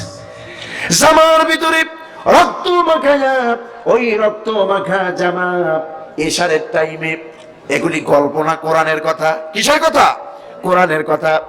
এশার টাইমে ওই 10 ভাই কাঁদতে কাঁদতে বাবার কাছে উপস্থিত হয়ে গেছে। বাবা, আপনি যাই ভেবেছেন তাই হয়েছে, আপনি যা কল্পনা করেছেন তাই হয়েছে। আমাদের ভাই ইউসুফকে নিয়ে আমরা খেলাধুলা করতেছিলাম, মাঠের পাশে বসায় রেখেছিলাম। কোত্থেকে কোন এক নেকড়ে বাঘ এসে সোমের ইউসুফকে নিয়ে গেল, আমরা ধরে রাখতে পারি নাই। এই যে কোন রকম জামাটা ছিনিয়ে রাখছি, দেখেন এই রক্ত মাখ। আমার বন্ধুগণ, হযরত ইয়াকুব আলাইহিস সালাম তো বুঝতে পারছেন ভাইদের ষড়যন্ত্র কি, বুঝতে পারেন নাই? আল্লাহর নবী হযরত ইয়াকুব আলাইহিস সালাম বুঝতে পেরেও ধরা দিলেন না, কারণ হযরত ইয়াকুব আলাইহিস সালাম আল্লাহর উপরে সবর করেছেন। কলিজার টুকরা সন্তান যে ইউসুফ আলাইহিস সালামকে আল্লাহ তামাম পৃথিবীর অর্ধ সুন্দর দিয়ে বানায়াছিলেন। আল্লাহর নবী বলেছেন, হযরত ইউসুফ আলাইহিস সালামকে কেউ যদি একবার চোখে দেখতো, এত সুন্দর চাঁদ মাখা চেহারা আল্লাহ তারে দিয়েছিলেন, একবার কোন গোলাম যদি তার দিকে চাইতো, অন্তত 40 দিনে কোনো ক্ষুধার উদ্রেক হতো না। সেই হযরত ইউসুফ আলাইহিস সালামকে হারাইয়া তার আব্বা ইয়াকুব আলাইহিস সালাম চিক দিলেন না, বাক দিলেন না, বেহুশ হয়ে পড়লেন না। হযরত ইয়াকুব আলাইহিস সালাম বললেন, ফাসাবরুন জামিলুন ওয়াল্লাহুল মুস্তাআনু আলা মা তাসিফুন। ও আমার ছেলেরা, আমার ইউসুফ সম্পর্কে তোমরা যা আমাকে শোনাচ্ছ, এ ব্যাপারে আমি আমার আল্লাহর প্রতি আস্থা রাখি, উত্তম ধৈর্য ধারণ করে রইলাম। অবশ্যই আমার আল্লাহ পাক আমার ইউসুফকে হেফাজত করবেন। আমার বন্ধুগণ বলেন, আপনারা আল্লাহ পাক হেফাজত করেছেন কিনা? করেছেন কিনা? এমন ভাবে হেফাজত করেছেন, হযরত ইয়াকুব আলাইহিস সালাম ধৈর্য ধারণ করলেন আল্লাহর উপরে। আল্লাহ রাব্বুল আলামিন তার ভবিষ্যৎ পয়গম্বর হযরত ইউসুফ আলাইহিস সালামকে কূপ থেকে উঠালেন। কূপ থেকে উঠানোর ব্যবস্থা করলেন, ওই কূপ থেকে উঠাইয়া খরিদ করার ব্যবস্থা করলেন, ক্রয় করার ব্যবস্থা করলেন। মিশরের বাদশার ঘরের মধ্যে নিয়ে গেলেন আল্লাহ পাকের পয়গম্বর ইউসুফকে। এমন অবস্থা করলেন, হযরতে মিশরের বাদশা আজিজে মিশর ইউসুফ আলাইহিস সালামকে পাওয়ার পর, কেনার পর, তার বিবাহিতা স্ত্রী জুলাইখাকে লক্ষ্য করে বলছেন, ও জুলাইখা, এই রত্নের যত্ন করো, তোমার দায়িত্ব দিলাম, এর তুমি লালন পালন করো, মায়ের দায়িত্ব নাও। বিবি জুলাইখা ইউসুফ আলাইহিস সালামের দায়িত্ব নিয়ে লালন পালনের ব্যবস্থা করলেন। আস্তে আস্তে করে ইউসুফ আলাইহিস সালাম বড় হয়ে গেলেন। যৌবনে যখন পদার্পণ করল, কিতাবের ভিতরে এসেছে, যৌবনে পদার্পণ করার পর ইউসুফ আলাইহিস সালামের চেহারার অবয়ব দেখে, চেহারা দেখে বিবি জুলাইখার মায়ের দায়িত্বে রইল না। বিবি জুলাইখার মধ্যে মনস্কামনা হলো, কিসের সন্তান, কি এর কি, আরে আমি আমার জীবন সঙ্গিনী হিসেবে পাইতে চাই। এমন ভাবে কুমন্ত্রণা করে এমন গোপন রুম ঠিক করলো, এমন গোপন অন্দরমহল ঠিক করলো, যেখানে ষড়যন্ত্র করে ইউসুফকে নিয়ে তার মনের কামনা পূরণ করবে। আমার বন্ধুগণ, অনেকগুলি অন্দরমহল, অনেকগুলি রুম পার হওয়ার পর একটা অন্দরমহলে দেওয়ালে দেওয়ালে উলঙ্গ ছবি টানায় রাখলো। ইউসুফ আলাইহিস সালামকে খবর দিয়ে সেখানে নিয়ে গেল। সমস্ত দরজাগুলি তালাবদ্ধ। হযরত ইউসুফ আলাইহিস সালামের সামনে বিবি জুলাইখা সে বলে দিল, আমাকে তুমি ব্যবহার করো, আমি তোমার জীবন সাথী, তুমি আমাকে ব্যবহার করো। আমার বন্ধুগণ, ওই বিবি জুলাইখা তো বুঝে না হযরত ইউসুফ আলাইহিস সালাম একজন নবী, তার চরিত্র কোনোদিন কলুষতায় বিবর্ষ হতে পারে না। আল্লাহর নবী হযরত ইউসুফ আলাইহিস সালাম কি যখন আকৃষ্ট করার জন্য বিবি জুলাইখা একদম কাছাকাছি এসেছে, কোন কোন বর্ণনা এসেছে তার শরীরের ভিতরে হাত দিবে এমন একটা উপক্রম হয়েছে, পোশাকের উপরে হাত দিবে এমন একটা উপক্রম হয়েছে। ওই ইউসুফ আলাইহিস সালাম ওই বন্দি ঘরের ভিতরে অন্দর মহলে কাউকে স্মরণ করেন নাই। কিতাব এসেছে উপরের দিকে নজর করলেন আল্লাহর দিকে, আল্লাহ পাক যেন তার পয়গম্বরের চরিত্র হেফাজত করার জন্য বুরহান পাঠায় দিলেন। আল্লাহর নবী হযরত ইউসুফ আলাইহিস সালাম আল্লাহু আকবার বলে চিৎকার মেরে দৌড় দিলেন। এমন বরকত হলো আল্লাহু আকবার ধ্বনিতে। হযরত ইউসুফ আলাইহিস সালাম যখন দৌড় দিলেন, জুলাইখার তালাবদ্ধ সমস্ত দরজাগুলি টাস টাস করে ঘুরে গেল। হযরত ইউসুফ আলাইহিস সালাম দৌড় দিয়ে সামনে পড়লেন বাদশা আজিজে মিসরের সামনে। জুলাইখাও পিছে পিছে। বাদশা তাকায় দেখে ইউসুফ আলাইহিস সালাম হাঁপাচ্ছে, খুব হাঁপাচ্ছে। ব্যাপার কি ইউসুফ, তোমার হাঁপানোর কারণ কি? কোথায় গিয়েছিলে? এবার পিছনে আসতে দেখলো যে জুলাইখা তার স্ত্রী।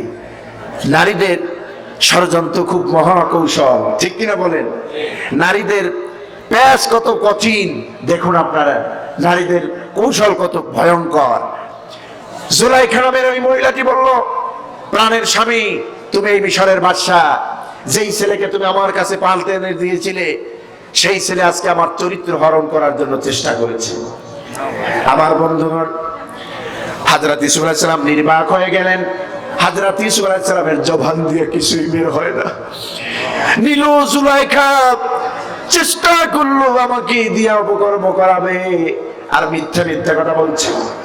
আমার বন্ধুগণ, এই জুলাইখাকে আল্লাহ পাক এই ঘটনা কোরআনের জন্য বললেন। এই ধরনের ঘটনা বহুত বাংলাদেশে ঘটবে, পৃথিবীতে ঘটবে। অপরাধ করবে একে, আর অপরাধের শাস্তি পাবে আর একজনে। কি বলেন, ঠিক কিনা? অপরাধ করেও জেলখানায় যায়, আবার অপরাধ না করেও জেলখানায় যায়। আছে কিনা? পিছনের ভাইরা জবান খুলে বলুন, অপরাধ না করলেও জেলখানায় যাওয়া লাগে কিনা? লাগে না? লাগে। হযরত ইউসুফ আলাইহিস সালাম কি অপরাধ করছিলেন? অপরাধ করছিলেন? অবশ্যই করে নাই। হযরত ইউসুফ আলাইহিস সালামের জেল হয়ে গেল। জেল হলো না? জেল হলো। এমন জেল হলো, নবীরা সব জায়গায় নবীদের দায়িত্বে থাকে। জেলখানা কি আর অমুক কি সমুক কি, সব জায়গায় নবুয়তের দায়িত্ব পালন করে। আল্লাহর নবী হযরত ইউসুফ আলাইহিস সালামকে জেলে বন্দী করা হলো।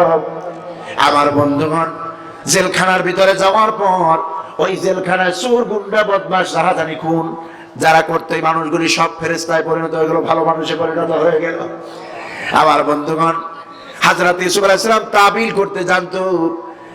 বাদশা আজিজ মিসরের কাছে খবর পৌঁছে গেল ইউসুফ নির্দোষ এবং সে ভালো মানুষ। এবার বাদশা আজিজ মিসর ইউসুফকে ওই জেলখানা থেকে মুক্তির আবেদন করলো, মুক্তি দেওয়ার জন্য ব্যবস্থা করলো। শুধু মুক্তি দেয় নাই, ইউসুফ আলাইহিস সালামের চরিত্র এবং আদর্শ দেখে মুগ্ধ হয়ে আল্লাহর নবী ইউসুফ আলাইহিস সালামকে গোটা মিশরের খাদ্যমন্ত্রী বানায়া দিল, ফুড মিনিস্টার বানায় দিল। দেখেন কারে কোন জায়গায় আল্লাহ দেয়। ওই সৎ ভাইয়েরা কূপে ফেলে দিয়েছিল যেন নাম নিশানা না থাকে, আল্লাহ বানাইলেন কি মিশরের খাদ্যমন্ত্রী। এটা কার ইচ্ছা? সবাই বলেন কার ইচ্ছা? এটা আল্লাহর ইচ্ছা। অত ইজ্জু মান তাশা ওয়া তুযিল্লু মান তাশা বিয়াদিকাল খায়র। কি বলেন, ঠিক কি না? আল্লাহ ইচ্ছা করলে কাউকে সম্মান দেন, ইচ্ছা করলে কাউকে অপমান দান করেন, ঠিক না? এটা গোটা সমস্ত ব্যবস্থাপনা কার? হযরত ইউসুফ আলাইহিস সালাম জেলখানা থেকে মুক্ত হয়ে গেলেন। শুধু মুক্ত হয় নাই, খাদ্যমন্ত্রী হয়ে গেলেন মিশরের। খাদ্যমন্ত্রী কি কম নাকি? ফুড মিনিস্টার খুব পাওয়ারি, যদি না চুরি করে, ঠিক কিনা? জনগণের খাদ্য জনগণের টিয়ারের গম, রিলিফের গম যদি নিজে চুরি না করে, তাহলে এর থেকে বড় রাহাবার আর কে আছে? অবশ্য বাংলাদেশে তো এরকম আছে, ঠিক না? বাংলাদেশের খাদ্যমন্ত্রী শুদ্ধ যারাই আছে, পরপর যারাই ক্ষমতা পায়, শুধু খাদ্যমন্ত্রী না, যারাই ক্ষমতা পায় কেমনে চুরি করবে এই ধান্দা থাকে। কি বলেন ঠিক কিনা? জনগণের খেদমত তো দূরের কথা, পোস্টারে লিখে দেয় জনগণের খেদমত করার তৌফিক দেন, না সুযোগ দেন, লেখা আছে না, সুযোগ দেন। আলহামদুলিল্লাহ আমাদের এই মহামুরব্বী পরম শ্রদ্ধা হুজুর, আমাদের এটা ভিন্ন কথা, কারণ হুজুর যতদিন এই চেয়ারে বসে থাকবেন, চেয়ারম্যানের চেয়ারে, আমি দৃঢ় বিশ্বাস, আমি জানি, এবং আপনাদের লোকেরা, এলাকার লোকেরাই বলেছেন আমার কাছে, হুজুর ততদিনই কোরআন সুন্নাহর আলোকেই ইউনিয়ন পরিচালনা করবেন, আদর্শ করবেন, ইসলামী আদর্শ। ওই গম চুরি, টিন চুরি, টিয়ারের গম চুরির ধান্দা এদের মধ্যে থাকবে না, ঠিক কি না? এদের ধান্দাই হলো এইটা, কখন গম চুরি, কখন টিন চুরি। আমার বন্ধুগণ, হযরত ইউসুফ আলাইহিস সালাম বিরাট খাদ্যমন্ত্রীর দায়িত্ব পেয়ে গেলেন, সমগ্র মিশরের খাদ্যমন্ত্রী হয়ে চেয়ারে বসে আছেন। দাম কি আমার ভাইরা, এলাকায় অভাব লেগে গেল, সমস্ত এলাকায় খাদ্যের অভাব লেগে গেল, সমস্ত এলাকা থেকে রাষ্ট্রীয় খাবার নেওয়ার জন্য লোকগুলি দলে দলে দল বেঁধে ওই রাজপ্রাসাদে রওনা হলো। বিভিন্ন এলাকার লোকেরা রওনা হলো, বস্তা বিড়া নিয়ে খাবার নেওয়ার জন্য সবাই রওনা হয়ে গেল। হযরত ইউসুফ আলাইহিস সালামের ওই সৎ ভাই 10 জন রওনা হয়েছে। 10 ভাই, সৎ ভাই 10 জন, তারা তো জানে না তাদের সেই কূপে ফেলে দেওয়া ভাই ইউসুফ আজ মিশরের খাদ্যমন্ত্রী। কথা বুঝে আসছে? তারা তো জানে না, জানলে তো টেম্পু ধরতো আগে। খাদ্যর দরকার নাই, রিলিফের দরকার নাই, টেম্পু ধরে বাড়াও আগে। কথা বল ঠিক কিনা? মাইর একটাও নামায় পড়বে না, গুইনে গুইনে সব পিঠের উপরে পড়বে। সুতরাং ওই 10 ভাই চিন্তা করলো আমরাও যাই খাবার নেওয়ার জন্য, সরকারি গুদামের খাবার নেওয়ার জন্য। তারাও চলে আসলো। আমার বন্ধুগণ, হযরত ইউসুফ আলাইহিস সালাম সিংহাসনের উপরে বসা আছেন, চেয়ারের উপরে। হযরত ইউসুফ আলাইহিস সালাম দেখতে পাচ্ছেন বিভিন্ন এরিয়া থেকে, বিভিন্ন এলাকা থেকে খাবার নেওয়ার জন্য লোকের আসছে। হঠাৎ করে তার চোখের নজর পড়ল, অনেক দূরের থেকে একটা কাফেলা দেখা যায়, কাফেলায় 10 থেকে 12 জন লোক। হযরত ইউসুফ আলাইহিস সালাম তাকায় দেখেন ওই কাফেলায় অন্য কোনো লোক না, এরা তার ভাই, এরা তার ভাই। সাথে বনিয়ামিনও আছে। কোন কোন বর্ণনা এসেছে বনিয়ামিন আছে, কোন বর্ণনা ছিল না। আমার বন্ধুগণ, ওই 10-11 জন তার ভাইয়েরা যখন কোষাগারে ঢুকলো, রাজপ্রাসাদে ঢুকলো, হযরত ইউসুফ আলাইহিস সালাম তিনি একজন নবী, নবীর চরিত্র কেমন হয় দেখুন। হযরত ইউসুফ আলাইহিস সালাম ভাইদেরকে দেখে চিনে ফেলেছেন। তার উচিত ছিল কি সবটারে ধরো, কি বলেন ঠিক কিনা? তার আপন ভাইরে বাদ দিয়া, বনিয়ামিনকে বাদ দিয়ে এই 10টারে সমানে ধরো, হাতে এবং পায়ে রশি বাঁধো, উল্টা ভাবে পিটাবো। আমাদের দেশে ক্ষমতা দেয়া হইলো এটা করতো না, এইটা করতো। হযরত ইউসুফ আলাইহিস সালাম করলেন কি দেখেন। হযরত ইউসুফ আলাইহিস সালাম ওই ভাইদেরকে দূরের থেকে চিনে ফেললেন, এরা আমার ভাই। রাজকর্মচারী, রাজপ্রাসাদে কর্মচারী যারা ছিল তাদেরকে নির্দেশ দিল, আমার কর্মচারীরা, ওই যে দেখতেছো বহুত দূরের থেকে একটা কাফেলা দেখা যায়, এই মিশরে রাজপ্রাসাদে যারাই খাবার নিতে এসেছে সকলের বস্তা বিনা ভরে খাবার দিয়ে বিদায় করে দাও। তবে হ্যাঁ, খবরদার, ওই যে 10 থেকে 12 জনের একটা কাফেলা দেখা যায়, ওই কাফেলাকে শুধু রাষ্ট্রীয় খাবার বস্তায় ভরা রিলিফের চাউল বিদায় দিয়ে দিবা না। আগে ওই 10 জন 12 জনকে রাষ্ট্রীয় মেহমানগারে ঢুকাও, মেহমানদারি করো আগে। আমার বন্ধুগণ, ওই রাষ্ট্রের কর্মচারীরা চিন্তা করলো আশ্চর্য কথা, জীবনে যা না দেখছি এখন দেখি, এরা আবার কেমন পাওয়ারফুল রাষ্ট্রীয় গেস্ট, বুঝলাম না। আমাদের মন্ত্রী মহোদয় অর্ডার দিচ্ছে এদেরকে মেহমানদারি করার লাগবে, কেমন মেহমান। ওই রাজকর্মচারীরা চিন্তা করলে এত কিছু ভাইবে আমাদের লাভ নাই, চাকরি যাইবে তাহলে। ওই রাজকর্মচারীরা ওই 10-11 জন ভাইয়ের সামনে গিয়া রাজকর্মচারীরা সালাম বললেন। ওনারা বললেন আপনাদের তকদির তো ভালো, আপনারা খুব ভালো মানুষ, আপনারা এখানে এই রাষ্ট্রের মেহমান। জানি না এই রাষ্ট্রের জন্য, দেশের জন্য কোন ভালো কাজ করেছেন যাতে আমাদের খাদ্যমন্ত্রী আপনাদের উপরে খুশি হয়ে গেছে? আপনারে সাধারণ কোনো খাবার দিয়ে বিদায় করা যাবে না, আপনাদেরকে আগে মেহমানখানায় যেতে হবে। আমাদের খাদ্যমন্ত্রীর অর্ডার, আগে মেহমানখানায় যাবেন, সেখানে গিয়ে মেহমানদারি করব, তারপর আপনাদেরকে রিলিফের চাল দিয়ে দেব। 10 ভাই শুনে সমানে খুশি। চিন্তা করলে খাইছে রে, এটা কেমন অবস্থা? জীবনে তো রাষ্ট্রের কোনোদিন উন্নয়ন করি নেই, রাষ্ট্রের একটা ভালো কাজ করি নেই, হঠাৎ করে মন্ত্রী মহোদয় আমাদের উপরে খুশি হয়ে গেলেন। ব্যাপার কি? কাম তো একখান করছে, কি বলেন ঠিক কিনা? ওই কূপের মধ্যে ফেলে দিয়েছে যাতে মরে যায়। আমার বন্ধুগণ, ওই 10 ভাই চিন্তা করলো যে এমন কি মহৎ কাজ করলাম যাতে রাষ্ট্রের মেহমান হয়ে গেল। আর একজনে বলতেছে এত মহৎ চিন্তা ভাবনা করে লাভ নাই, আগে মেহমান খানায় ঢুইকে খাইয়ে লই আগে। বাঙালি তো খাওয়ার পাগল, কথা বুঝে যাচ্ছে। ওই 10 ভাইকে নিয়ে ঢুকলো মেহমান গারে। সাথে বেনিয়ামিন ছিল, ইউসুফ আলাইহিস সালামের সহোদর ভাই, আপন মায়ের পেটের ভাই, ছোট ভাই বেনিয়ামিন। ওই 10 ভাই ঢুকছে মেহমান গারে। বড় বড় প্লেট, কি বলেন, রাষ্ট্রীয় প্লেট তো সেই রকম। অবশ্য এখন যে প্লেট, ওই জমানায় ওই প্লেট ছিল কিনা জানি না, কিন্তু রাষ্ট্রীয় খাবার তো একটু উন্নত ধরনের হয়। বড় বড় প্লেটের সাইজ দেখে পাগলারা বেহুশ হওয়ার কায়দা। খাবার আজকে দেবে, ভালো ভালো খাবারগুলি সামনে দেওয়া হলো। 10 ভাই সমানে সিরিয়ালে এক লাইনে বসে গেছে। বেনিয়ামিনকে বসতে দেয় না। বেনিয়ামিনকে বললো ওই জায়গায় যাইয়া বস, এখানে বসবি না।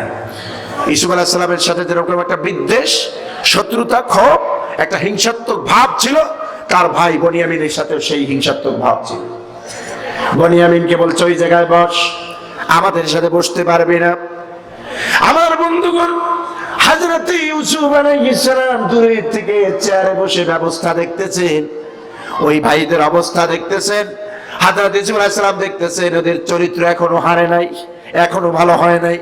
ওরা আমার সাথে যে ধরনের হিংসাত্মক ভাব দেখাতো, এইভাবেই করে এখনো আমার ভাইটার সাথেও ভাব দেখায়।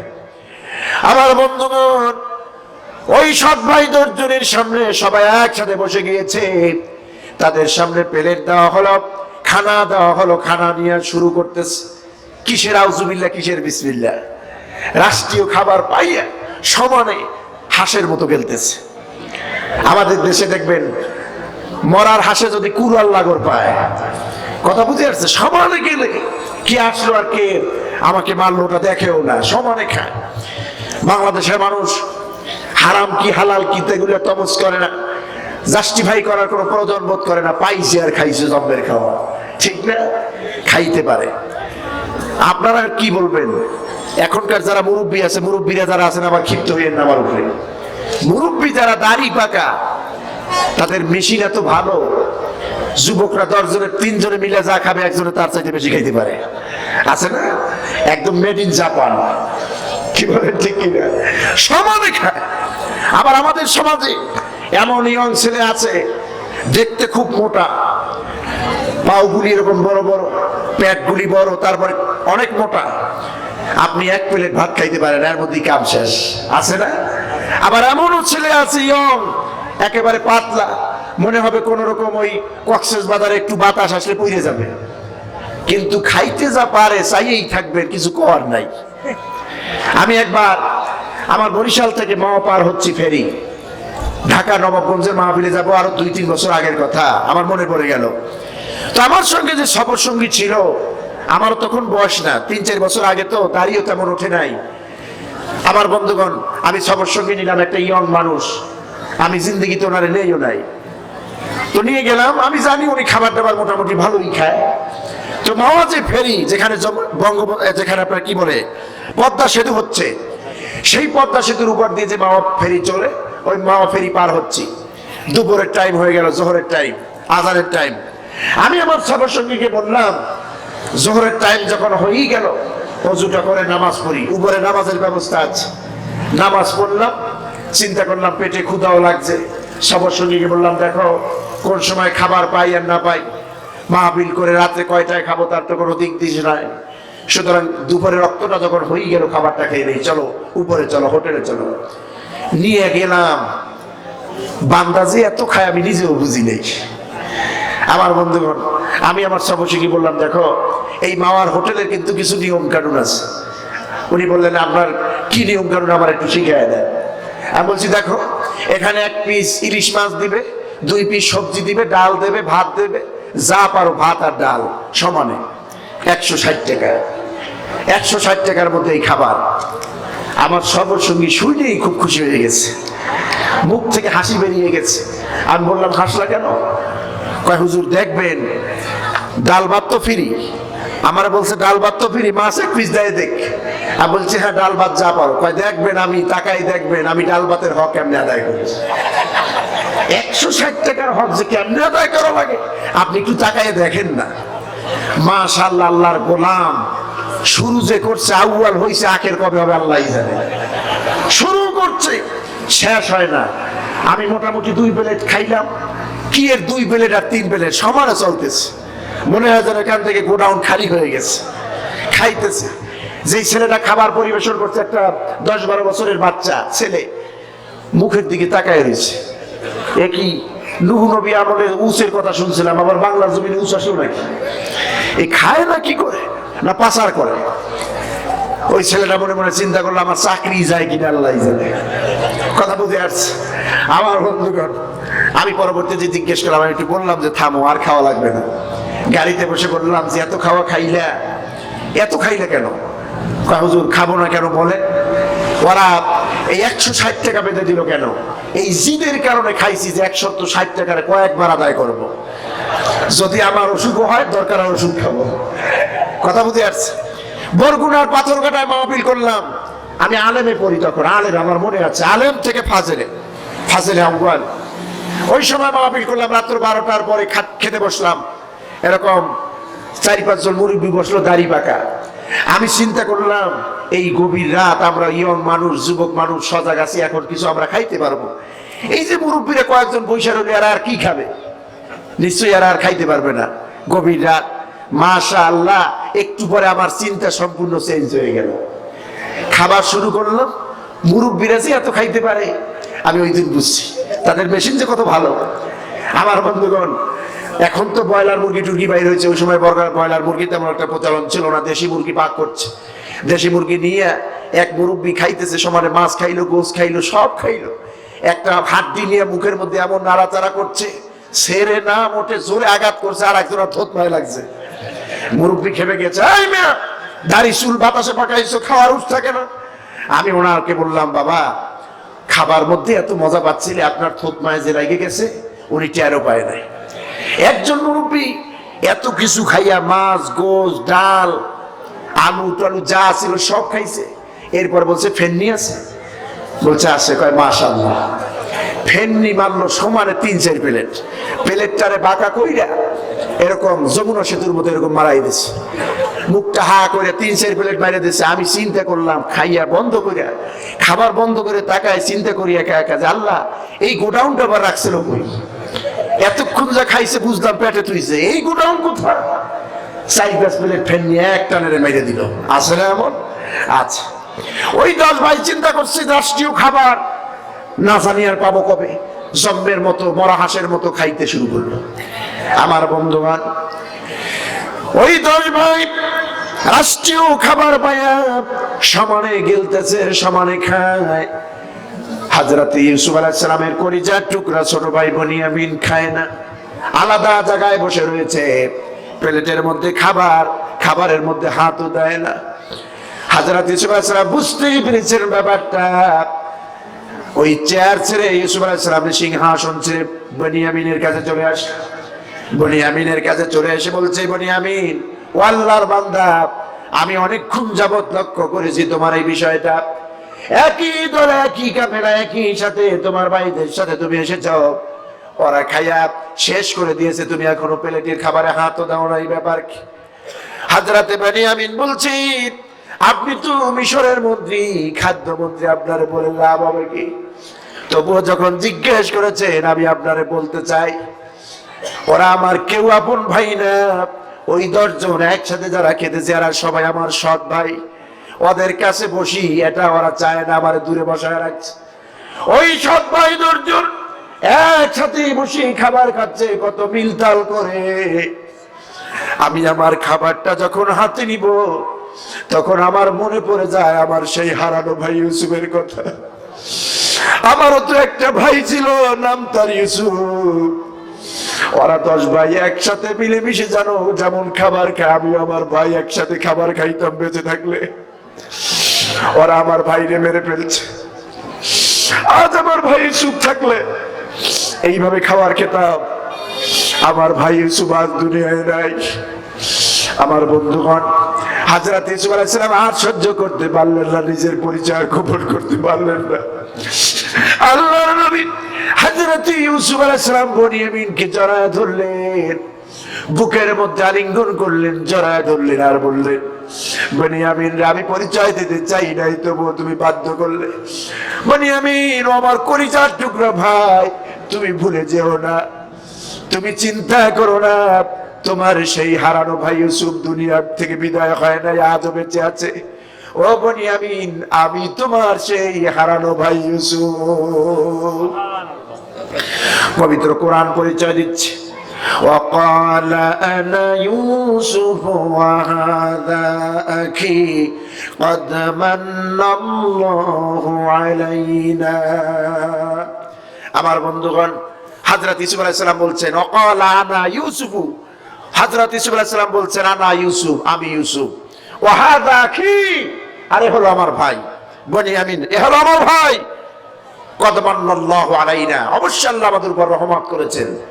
এই খবর শোনার পর আপনারা জবান খুলে কন, ওই 10 ভাই যে হাঁসের মতো গিলছিল এতক্ষণ খাইছিল, ওদের শরীর কি ঠিক থাকার কথা? কথা বলেন, আমাশা ছোটার কথা, ঠিক না? ওই 10 ভাই একটার একটা টিপে আর কয়, আরে হামুকের দলেরা, চিনতে পারো নাই? সেই আমাদের কুপে ফেলে দেওয়া ইউসুফেই আমাদেরকে আদর করে জামাই আদরে খাওয়াইছে কেন জানো? সবগুলারে উল্টো ভাবে বাইন দেয়া জম্মের মতো পিটাইবে, এই জন্য খাওয়াইছে। আমার বন্ধুগণ, হযরত ইউসুফ আলাইহিস সালাম ওই ভাইদের দুরবস্থা বুঝতে পারলেন, ভাইদের করুণ অবস্থা বুঝতে পারলেন। নবী নাকি দুনিয়ায় প্রতিশোধ নেওয়ার জন্য এসেছেন নাকি? প্রতিশোধ নেওয়ার জন্য এসেছেন না। আল্লাহর নবী হযরত ইউসুফ আলাইহিস সালাম ওই ভাইদেরকে লক্ষ্য করে বলছেন, ও আমার ভাইরা, আমি বুঝতে পেরেছি তোমরা দূর সময় পার করছো, কঠিন সময় পার করছো, দুশ্চিন্তায় বিভোর। কোনো মোটেও দুশ্চিন্তা করো না, ভয় পেও না আমার ভাইরা। আমি নবী, তোমরা নবী না। আমি নবী, আমি কারো উপর প্রতিশোধ করতে পারি না, প্রতিশোধ দিতে পারি না। ও আমার ভাইরা, তোমরা অতীত জীবনে আমার সাথে যা করেছো, যত অন্যায় করেছো, আল্লাহর রাস্তায় আমি মাফ করে দিলাম, সব ভুলে গেলাম। আমার বন্ধুগণ, নবীরা মাফ করতে জানে, নবীরা প্রতিশোধ দিতে জানে না, ঠিক কিনা? আমার বন্ধুগণ, এই পৃথিবীতে নবীদের মধ্যে এইভাবে সবরের কথা বলতে গেলে রাত ফুরাইয়া যাবে, ঘটনা শেষ হবে না। আমি এখন ইতি টানছি। এই পৃথিবীতে সমস্ত নবীদের মধ্যে সবচেয়ে বেশি ধৈর্য তিনি ধরেছেন, সবচেয়ে বড় ধৈর্যের পরাকাষ্ঠা ছিলেন বিশ্ব নবী মুহাম্মদুর রাসূলুল্লাহ সাল্লাল্লাহু আলাইহি ওয়াসাল্লাম। তার থেকে ধৈর্য আর কেউ ধরতে পারে নাই, ঠিক কিনা বলেন? তায়েফের ময়দানে আমার নবী যখন গেলেন, 3 দিনের অনাহার, রাসূলুল্লাহর পেটে কোনো খাবার নাই। তায়েফের লোকদেরকে লক্ষ্য করে নবীজি বলছেন, ও তায়েফবাসীরা, এখনো সময় আছে, আমি নবীকে নবী হিসেবে মানো, এক আল্লাহর গোলামি করো, এক আল্লাহর দাসত্ব করো, আল্লাহর এই তোমরা সিজদা দাও। আমি নবী, তোমরা আমার কথা শোনো, আমার তোমরা মানো। এই কথা যখন বলেছিলেন, কিতাবের ভিতরে এসেছে ওই তায়েফের নিকৃষ্ট কাফির শ্রেণীর লোকেরা আমার নবী তাওহীদের দাওয়াত তো দূরের কথা, তাওহীদের দাওয়াত, কোরআনের দাওয়াত, ইসলামের দাওয়াত গ্রহণ করা তো দূরের কথা, ওই তায়েফের নিকৃষ্ট কাফেরেরা আমার নবীর গায়ে পাথর মারা আরম্ভ করলো, বৃষ্টির মতো মুষলধারে পাথর। আহারে, রহমতের নবী, যার চেহারার দিকে তাকালে ক্ষুধা নিবারণ হয়ে যেত। হযরত আনাস বলছেন, আল্লাহি কদ খাদামতু রাসূলুল্লাহ, আল্লাহর কসম আমি রাসূলুল্লাহর খেদমত করেছি 10টা বছর। আমি হুজুরের ইনসান আউট, ভিতরগত বাহিরগত সব দেখেছি। এত সুন্দর চরিত্রের মানুষ এই পৃথিবীতে হয় না। হুজুরের চেহারায় যখন ঘাম জমে যেত, আমরা দেখতাম চেহারায় যেন ঘাম না, দূরের থেকে মনে হতো মণিমুক্ত চমকাচ্ছে। আমার ভাইরা, সেই নবীর কপাল মোবারকে পাথরগুলি মারা হলো। পাথর, একটা পাথর এসে রাসূলুল্লাহর কপাল মোবারকে এমন দূরে আঘাত করলো, কপালটা ফেটে রক্ত বেরিয়ে আসলো। আমার নবীজি বেহুশ হয়ে জমিনে শুয়ে বললেন, 3 দিনের অনাহার, পেটে খাবার নাই, মা খাদিজা নাই, চাচা আবু তালিব নাই। নবীজি হাত দিয়ে কপালটা চেপে ধরে তায়েফবাসীকে বলছিলেন, ও তায়েফের লোকেরা, এতটা নিষ্ঠুর কেন? আমি কি তোমাদেরকে গালি দিয়েছি? আমি কি তোমাদেরকে কষ্ট দিয়েছি? কারো ঘর বাড়ি ভেঙেছি? আমি এক আল্লাহর দাওয়াত দিয়েছি, কেন তোমরা আমারে মারবে? তোমরা কি জানো না আমার মা নাই, আমার বাবা নাই? কে আমাকে সান্ত্বনা দিবে? আমার তো কেউ নাই। নবীজি বেহুশ হয়ে বললেন জমিনে। আমার বন্ধুগণ, হযরতে নবী কপাল থেকে হাত সামনে আনলেন, 2 হাত মিলায়া দেখলেন হাত দুটি রাসূলুল্লাহর রক্ত দিয়ে লাল হয়ে গেছে। হযরতে জিবরিল আমিন এসেছে, নবীর কাছে এসে বলছেন, নবীজি, এই কষ্ট আকাশের ফেরেশতারা বরদাস্ত করতে পারে না। হুজুর, আপনি অনুমতি দেন, আমার তো 600 খানা ডানা। হযরতে জিবরিলের কয়শো খানা ডানা? আমি জিবরিলের তো 600 খানা ডানা। এই 600 খানা ডানা সব ডানা আমি ব্যবহার করব না, 598 খানা ডানা আমি বন্ধ করে রাখবো। 2 খানা ডানা দিয়া আপনি যদি ইজাজত দেন, এই নিকৃষ্ট তায়েফবাসীকে তায়েফের পাহাড় দিয়া চাপা দিয়া দুনিয়া থেকে বিদায় করে দেব। আপনি একটু অনুমতি দেন। আমার নবীজি বললেন, জিবরিল রে, ও জিবরিল, তোমার অনুমতি, তোমার যদি আমি অনুমতি দেই তায়েফবাসীর পাহাড় চাপা দিয়া দুনিয়া থেকে বিদায় করো, বলো জিবরিল, আমি কি দুনিয়ায় প্রতিশোধ নেওয়ার জন্য এসেছি নাকি? আমি প্রতিশোধ নেওয়ার জন্য আসি নাই, আমি ক্ষমা করতে এসেছি। আমি যদি বলি তায়েফবাসী কি তুমি শেষ করে দাও, বলো জিবরিল, কার কাছে কালেমার দাওয়াত পৌঁছাবো? আমার বন্ধুগণ, কিতাবের ভিতরে, হাদিস শরীফের ভিতরে এসেছে, আমার নবীজি তায়েফবাসীদের জন্য বদদোয়া করেন নাই? করেছেন? বদদোয়া করেন নাই? এই 2 হাঁটু গেড়ে দিয়া, জমিনের ভিতরে হাঁটু গেড়ে দিয়া 2 হাত উঁচু করে কাফেরদের জন্য বদদোয়া করেন নাই? কি দোয়া করেছিলেন? আল্লাহ পাকের হাবিব কি দোয়া করেছিলেন? হাদিস শরীফে তা উঠিয়ে দাও। আমার নবী 2 হাত উঁচু করে আল্লাহর কাছে ফরিয়াদ করছিলেন, রব্বুল আলামিন, আল্লাহুম্মা হদি কওমি ফাইন্নাহুম লা ইয়ালামুন। আয় আল্লাহ, আমার এই কওমকে তুমি হেদায়েত দাও। খবরদার আমার কওমের উপরে কোনো গজব দিও না। আজকে ওরা যে ব্যবহারটা আমার সাথে করেছে, তুমি রাগ করে গজব দিও না, কারণ ওরা আমারে চিনতে পারে না আমি তাদের নবী।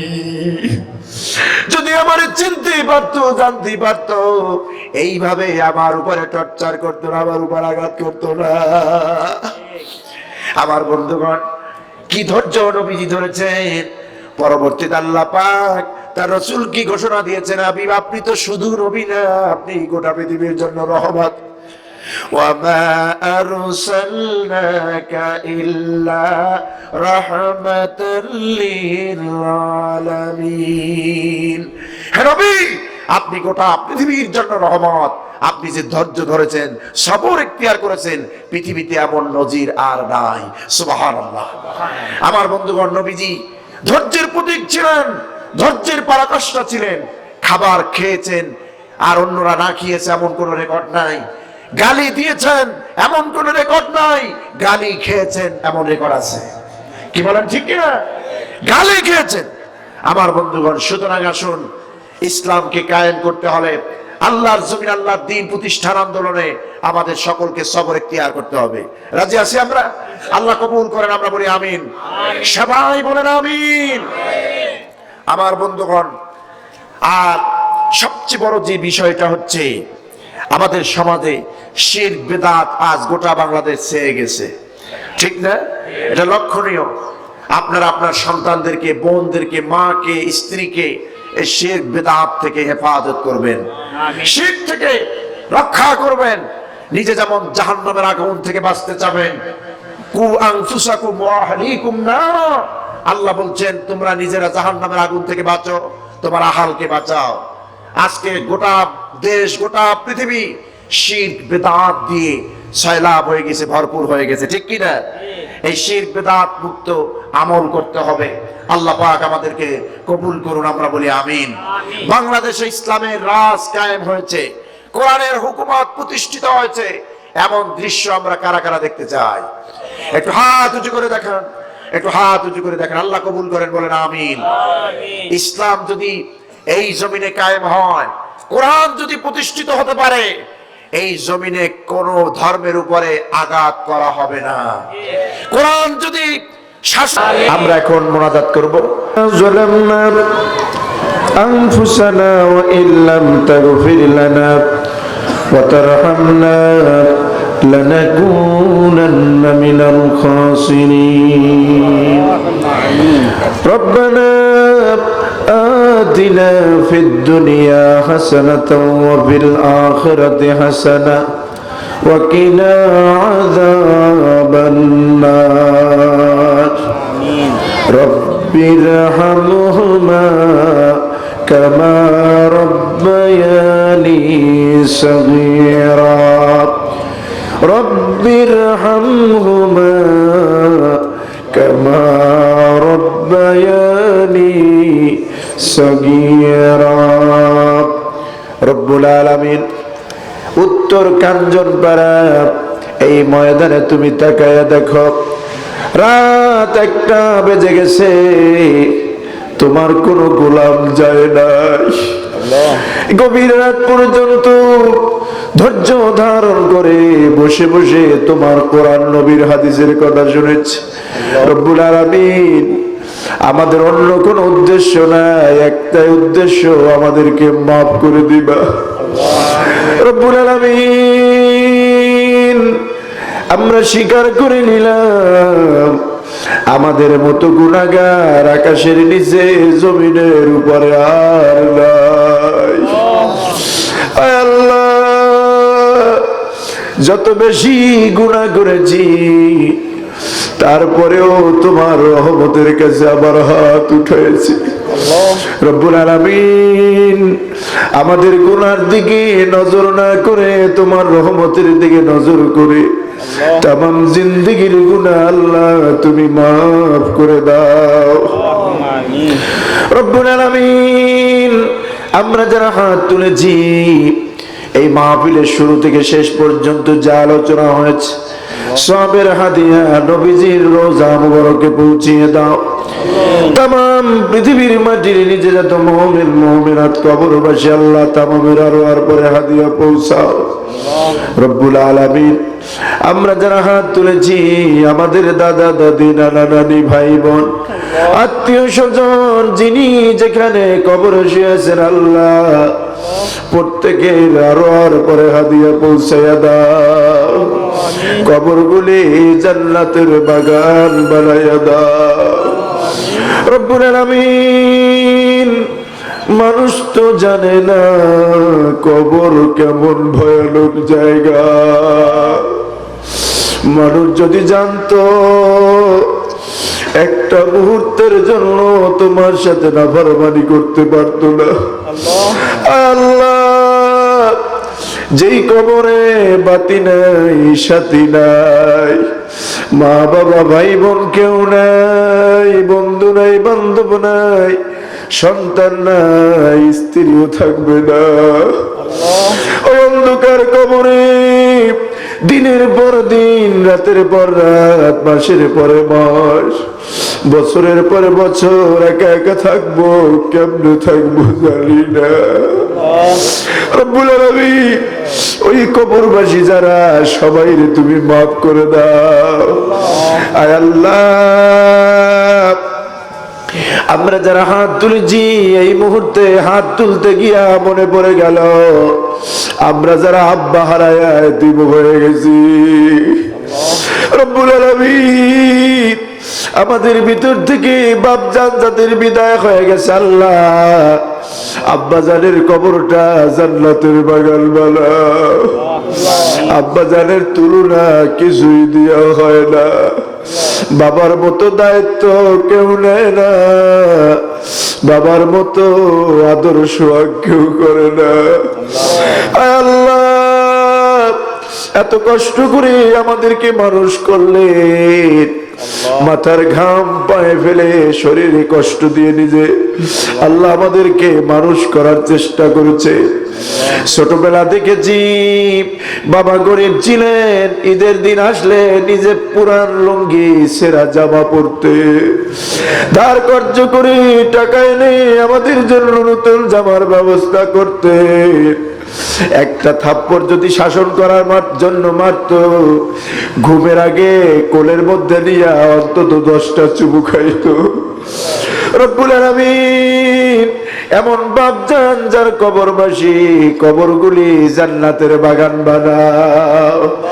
আয় আল্লাহ আমরা যারা হাত তুলেছি এই মুহূর্তে জানি না কার জানি মা দুনিয়ায় নাই। বাড়ি গেলে মা ঘরের দরজা খোলো এমনটা যে বলতে পারবে না।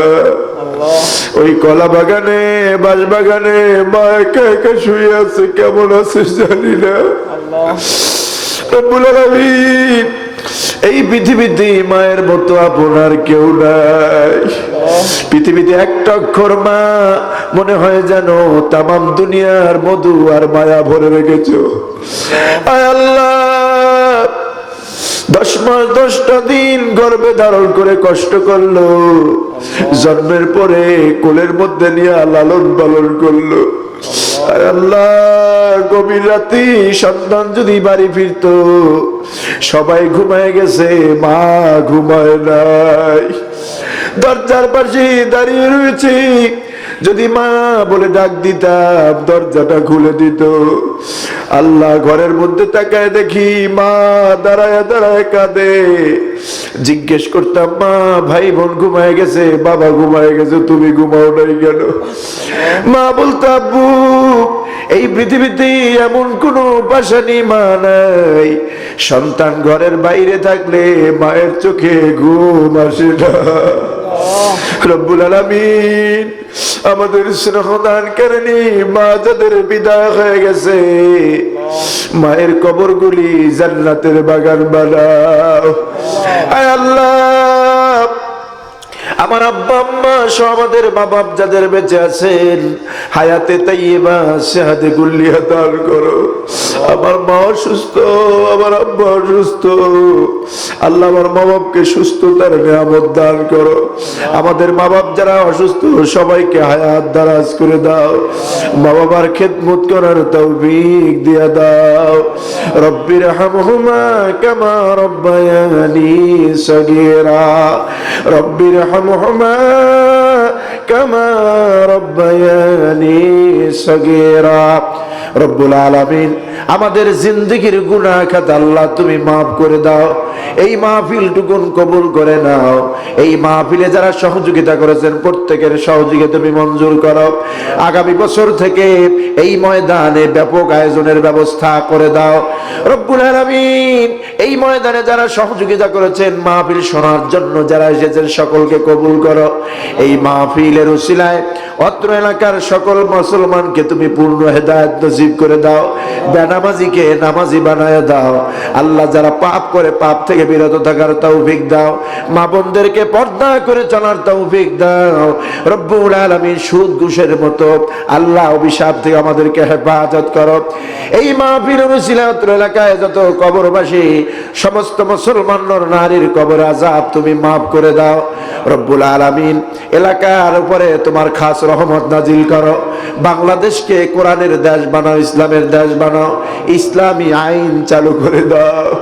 রব্বুল আলামিন আলামিন তোমার দ্বীনের খাদেমেরা, তোমার দ্বীনের দায়রা যারা আজকে মাজলুম, সকলের উপরে সাকিনা নাজিল করো আল্লাহ, সবাইকে মুক্তি দিয়া দাও আল্লাহ, বাংলাদেশকে হেফাজত করো আল্লাহ, তাম পৃথিবীতে যত মুসলমান মাজলুম সকলের উপরে খাস রহমত নাজিল করো।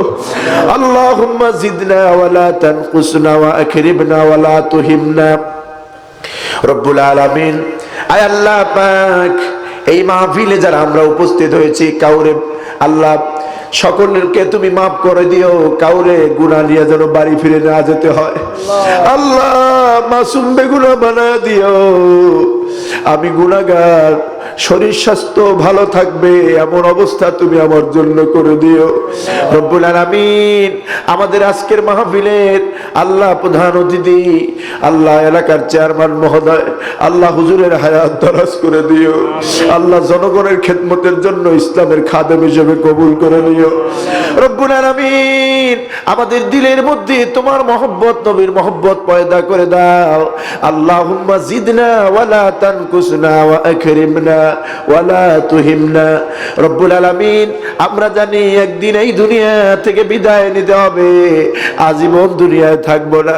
যেদিন বিদায় নেব আল্লাহ, দিনটা জুমার দিন, রমজান মাসে কবুল করো। আমাদের ঈমানকে মজবুত করে দিও আর আমাদের প্রত্যেকের জবানে কালেমা জারি করে দিও লা ইলাহা ইল্লাল্লাহু মুহাম্মাদুর রাসূলুল্লাহ।